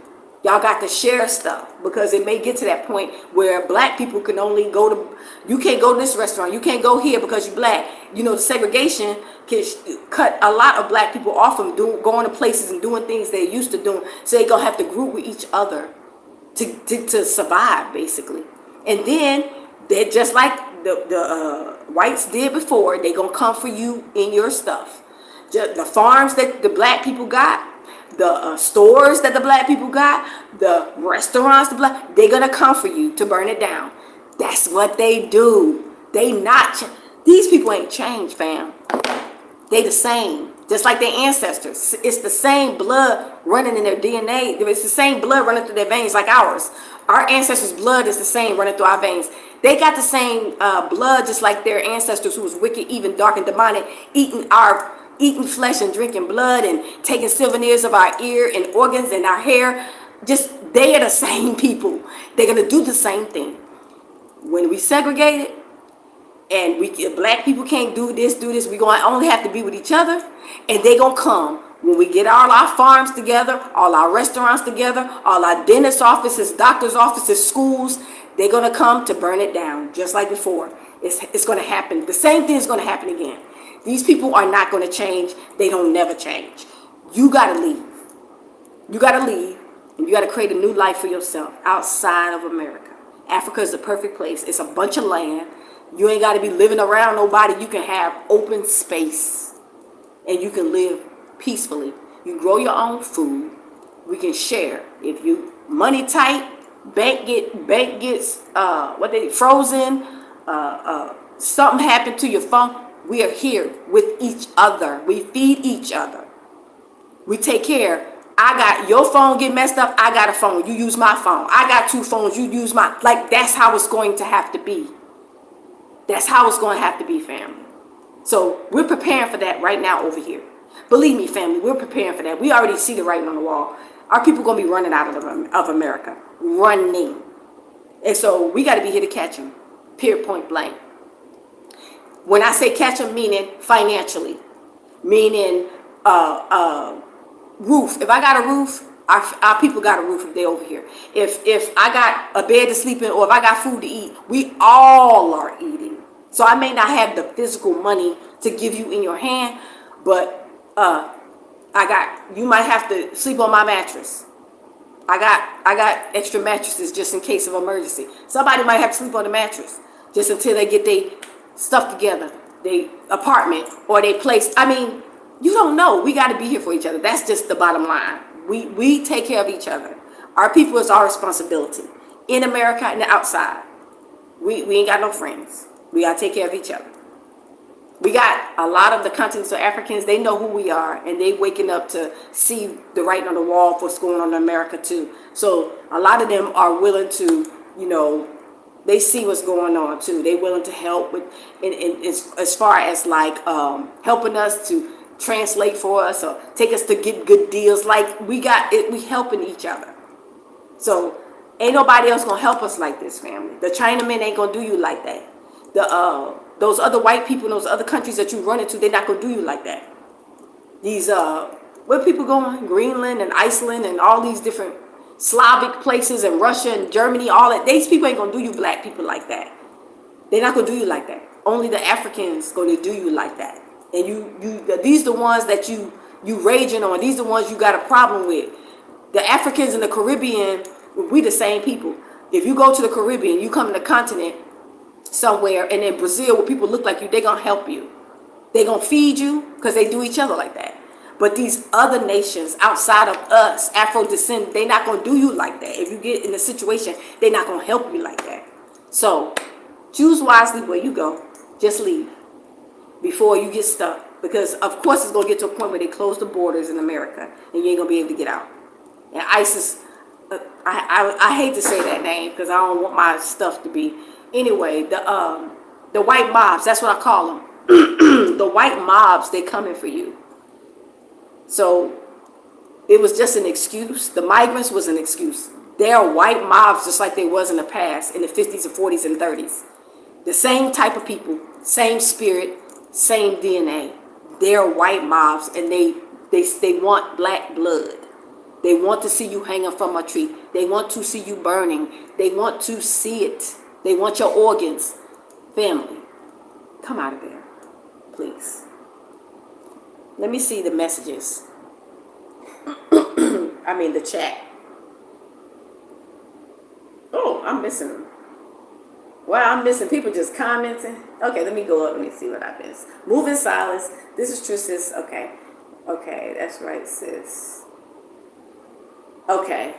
CL Mont says, that's right, sis. We can't overshare. That's right. Don't. The coming out of Babylon is the real beast.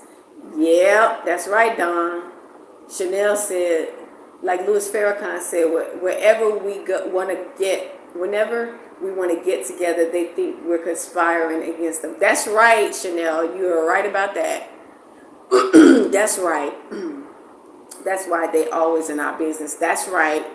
They stay in our business. They obsessed with us, y'all. Dawn, food extremely reasonable price. Yes, yep. Just like they burned down. That's right, Chanel. Yehudi Blue, right? Yeah, thank you. You're welcome in the chat, sis.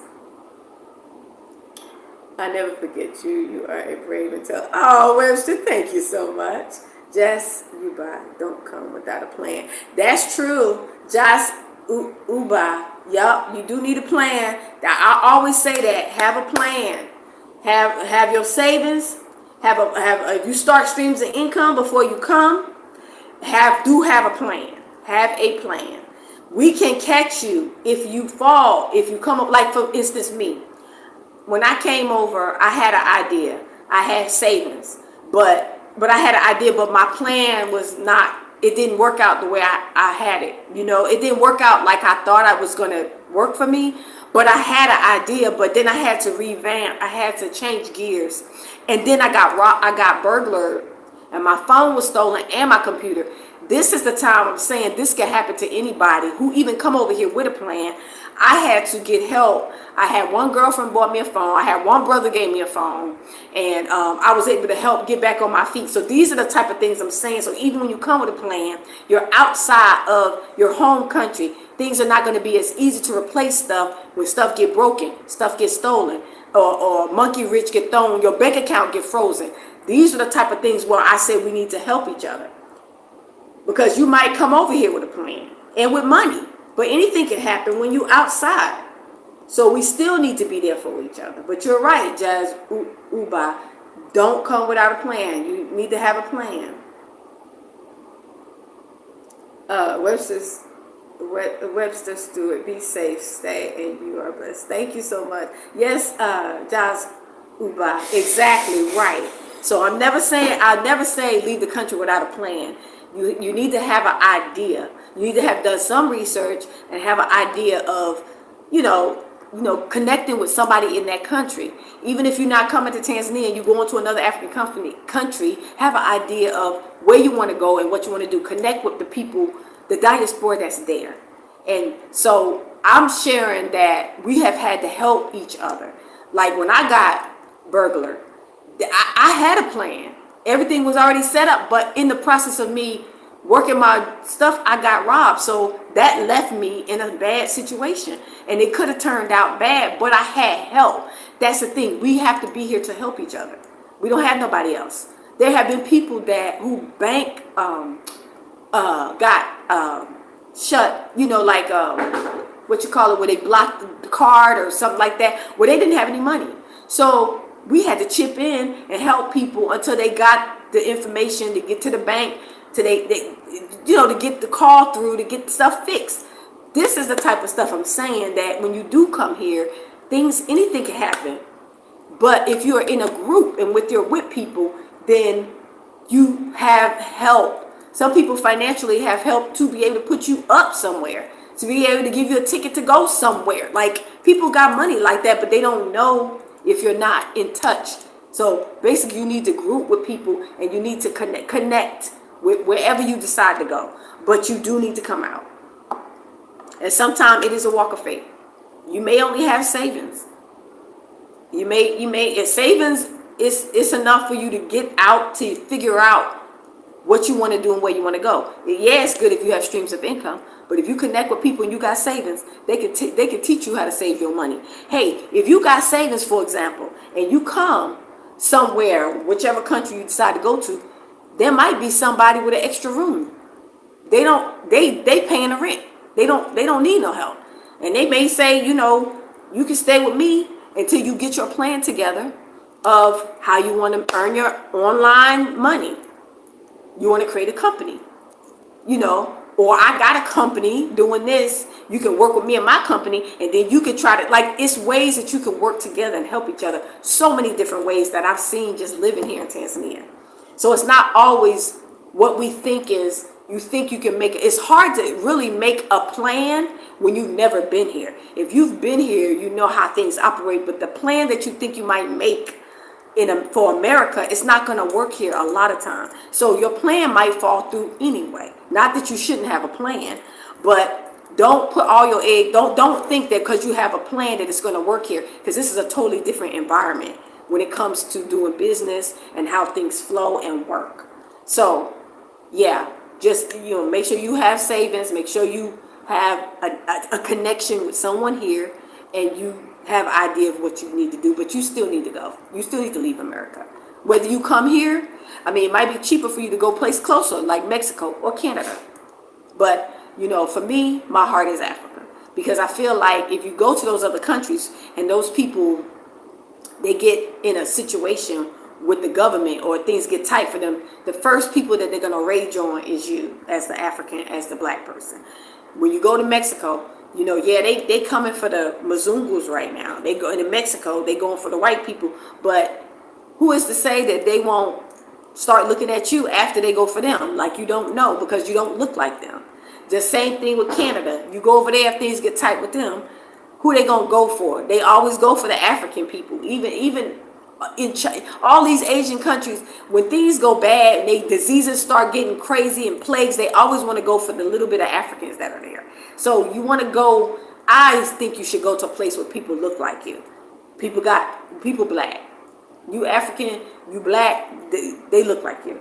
Whether you go to the Caribbean, or if you go to Panama, Caribbean islands, Brazil, they look like you. So you'll be better in an environment. If you don't want to come to Africa, in an environment where people look like you.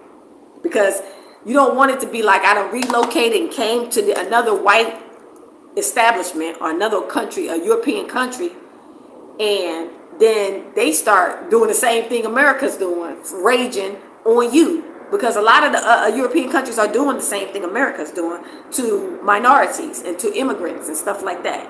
So don't leave one country to go into another one the same way, the same type of people.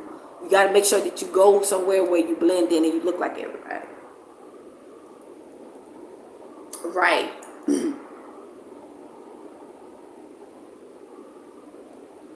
There's no conspiracy thought. We just learned it out. That's right. Jamaica, yup. Any of the Caribbean is good. Jamaica, Barbados, Panama, Turks and Caicos, even Brazil, because they look like you. I know, but I think they say they have some issues, some racism stuff going on in Brazil too. But it's a lot of African people there, a lot of black Afro-Brazilians there.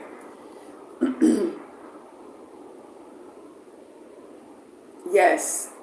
Yeah, if you're the type of person that you are a self-hater, you hate your own people, your life is going to be rough for you in this beast system era. Because this is the beast system that America is setting up. It's the beast system, the digital ID. UK setting it up. They setting up Vietnam. They got they closed those bank accounts because they wouldn't get the digital. So all these digital ID, that's the beast system stuff. So you want to be in a country that's not as developed. In this aspect, countries who are not as developed is going to probably be the safest countries right now, because the beast system is going to be a little bit difficult to manage in a country that's not really developed. If it's not as developed, it's going to be hard to get the satellites and the beast system set up everywhere. So you want to go to a country that's not as developed, that's still kind of rural, to where you can actually be off-grid. You can actually live off-grid, and then you'll be safer. Because you might have to get rid of some of your technology. You might have to get rid of some of the smartphones and stuff like that, and get a analog phone, just to be off grid and just to be safe. But yeah, any of these developed countries or developed cities, those are all going to be on that B system digital ID thing. And then if you live in a developing country, like anywhere in Africa, then you can get out of the city and then you can live off grid. You don't have to worry about them saying, you can't eat, you can't buy food, you can't do this, you can't do that unless you take the mark, or unless you get the digital ID, because you on the continent and you out anyway. You growing your own food anyway. You living off grid anyway. You don't need to use their store. You don't need to use these stores and do all this stuff with their digital stuff. So it's best to go to a country that's not as developed. And if you do go to a developed country, then you can still live, like on a continent, you can still live in rural areas. Continent is so massive and huge. You just don't live in a city. If you go to Nairobi, if you go to Kenya, just don't live in Nairobi. If you come to Tanzania, if it's going on here, then just don't live in Dar. Just live in another little small area. Like, it's easy. It's easy on the continent that you don't have to be involved in this digital ID stuff. But when you live in the developed first world, so-called developed countries, Western world, you're gonna have to take all their stuff, because they run everything, and everything is digital stuff. It's all this AI and all this digital stuff. They control everything. So then they can starve you out. They can search you. They can be searching for you if you don't take it. They can put a hit out on you if you don't take. Like, they can do stuff to you. But when you live outside of there and you live in a rural area, and it's not in America, not rural areas in the Western country. It's rural areas outside of the Western countries. The Western countries, they setting up the beast. The beast system comes. The seat of the beast is in the White House, and it's spreading all out to everybody. So the instructions come from there. But you don't want to be in none of the Western countries, because they're going to be the ones enforcing the digital. In all of the Asian countries, they're going to force it because they high tech, AI, all that stuff. You don't want to be in none of them countries. You want to be somewhere where it's rural, like the Caribbeans or like Africa, even Brazil possibly. Even some places in Haiti probably, because it's off grid. It's like rural. I wouldn't recommend Haiti because they got a lot of the war stuff going on. But some people are going to Haiti. I've seen some videos with some diaspora going to Haiti.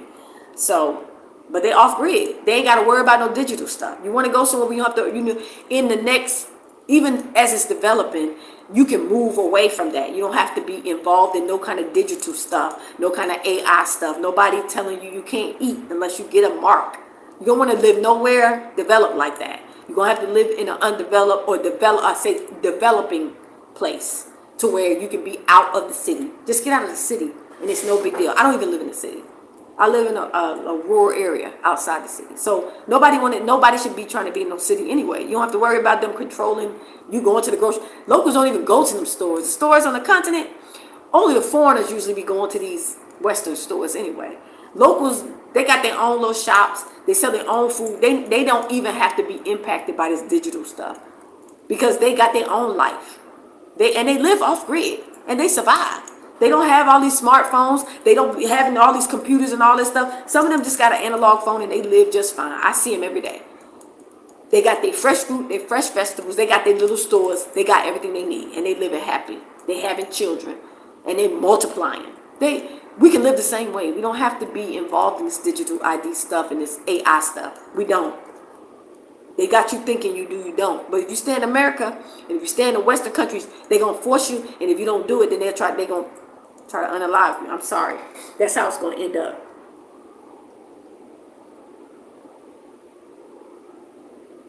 That's right, we're seen as the whole. That's right, Dawn.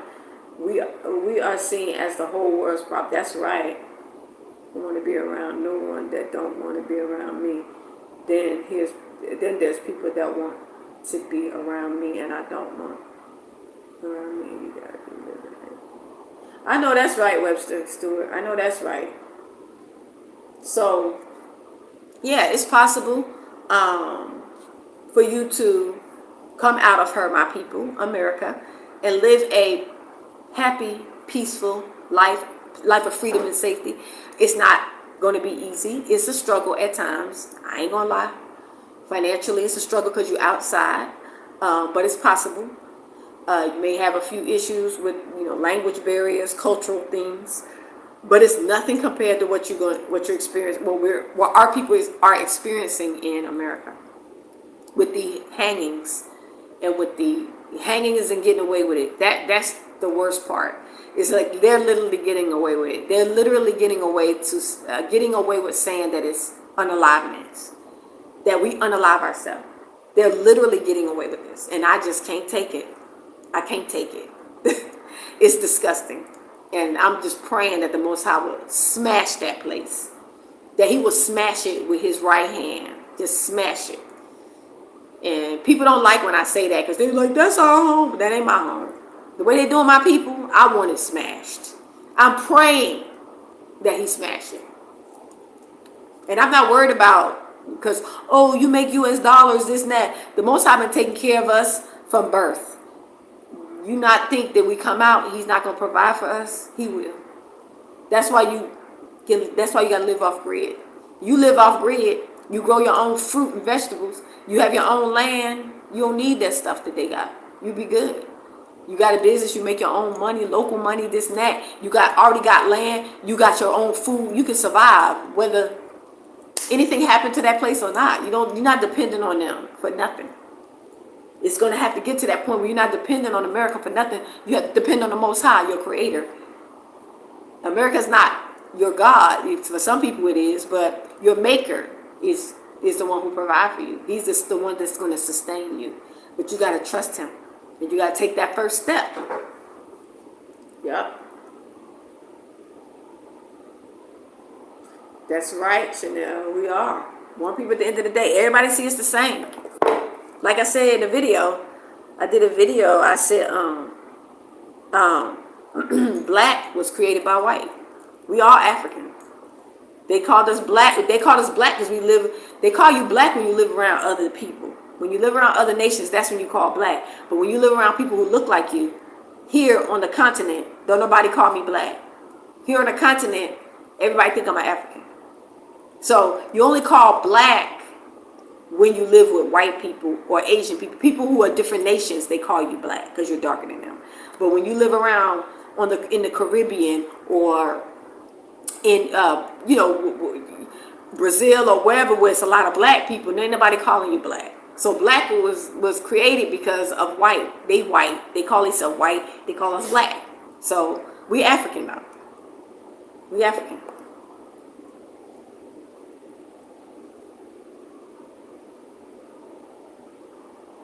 I think it's just in the wrong hands. Technologies make this world a heaven. Some technologies is anything that's going to make your life a little bit easier is okay, but I don't think it's from God. I don't think some of the technology is from God. These phones, all this stuff is because you think about the purpose that when I say God, the Most High God, think about the purpose that He created us for. And back in Adam and Eve's time, He didn't create technology really. It was like the fallen ones that did that. And yes, we benefit from the technology to make our lives easier, but the Most High don't see your phone and your computer like you see it. He would prefer us to talk to each other. I mean, He would prefer us to commune with each other, not on a phone or a computer. So I would say that He provide, you got all the stuff you got came from the earth to build the technology, but a lot of the technology come from fallen ones, because a lot of times they created to control you. They create phones and computers to control you and monitor you. So these things can cost you. These devices, this technology can cost you to lose your life. They can track you from it. They can monitor you from it. And some of this technology is wicked. This stuff we use for our benefit. Even the World Wide Web, we use it for our benefit. But people could get. It's the purpose was to do certain things nefarious. So I just feel like the Most High don't see technology how we see it. Our Maker don't see technology because His value is not in things. His value is in people. His value is in His sheep, His human beings. That's His value. Making sure we have a roof, because He know we need that. Making sure we got food to eat, and making sure we have everything we need to live and be healthy. But this technology stuff is the fallen technology. I'm not going to say it's totally demonic, but it can be used for good or evil. And I don't think He created it. I don't think He created it. I think the fallen ones did. So it's not like it's a horrible thing, but it can be used to do horrible things. Like AI. AI is definitely not of the Most High for sure. It's demonic. So yeah, I just don't think he sees these things as valuable like we do.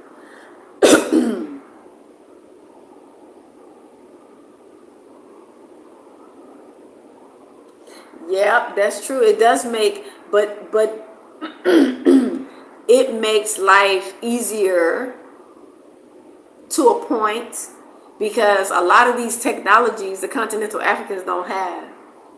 Or if you go to certain areas and live in certain places where you see it's like, poverty, or even some of the rural areas that's not really, they have stuff, right? They got houses, they got land, right? They don't have all these technologies. They got an analog phone and they are fine. Because for what they do, they don't be online like that and all the stuff we do in the developed world. So it's not needed. It's just something that is convenient, I guess, but it's not necessary. It's not necessary for your survival. Technology is not that, transportation and certain stuff like that. That is convenient. But I just don't, it's not as important as your life. It's just not as important.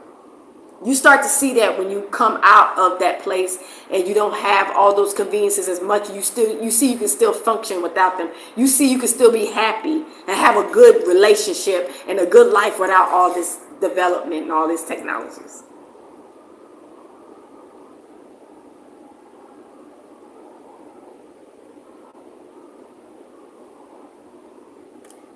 Very true, Chanel. Very true. Yeah.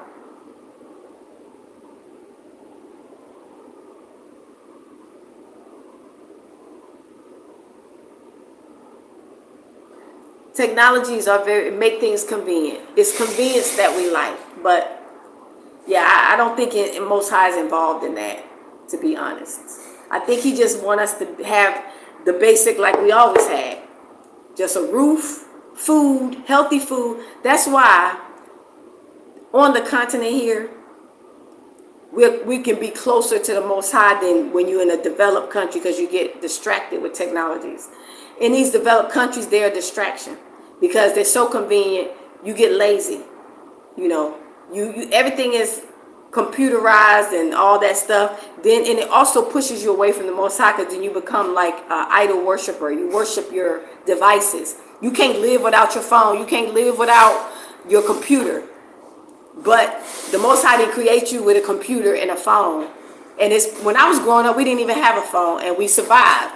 We stayed in contact with people. We called them when we got home. We had a phone at home. We didn't have a cell phone. So these technologies is convenient for us. It don't really have nothing to do with the Most High, to be honest. That's what I think. It just makes things convenient, but yeah, it's not coming from heaven or something like that. Nah, it's not. A lot of these things are fallen angel technologies because they distract you. And these are portals.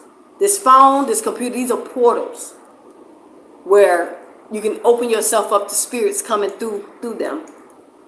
They're not always of the Most High. So yeah, I don't think He got nothing to do with these things. That's just my view. All right, family. So I guess I'll end this. This is pretty long. I still got like 16 people in the live chat.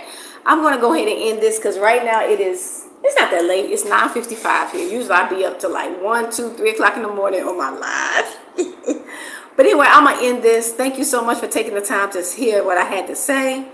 I hope you're preparing your heart and mind. If you of Afro descent, if you in America, you planning on getting out somehow, some way. Don't get stuck. Don't be the next victim of the hangings and the bayou bodies being found and the missing and the organs being missed. Don't be the next victim. Plan on getting out of there immediately. Yeah, make some plans though. Don't, but connect with people. If you on Facebook, you my friend, you want to be in the group, Afro Descent, please put a picture on there. You got to have a picture because I need to see what you look like.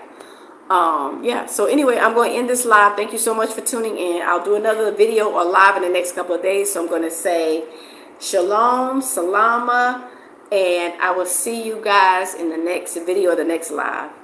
Shalom.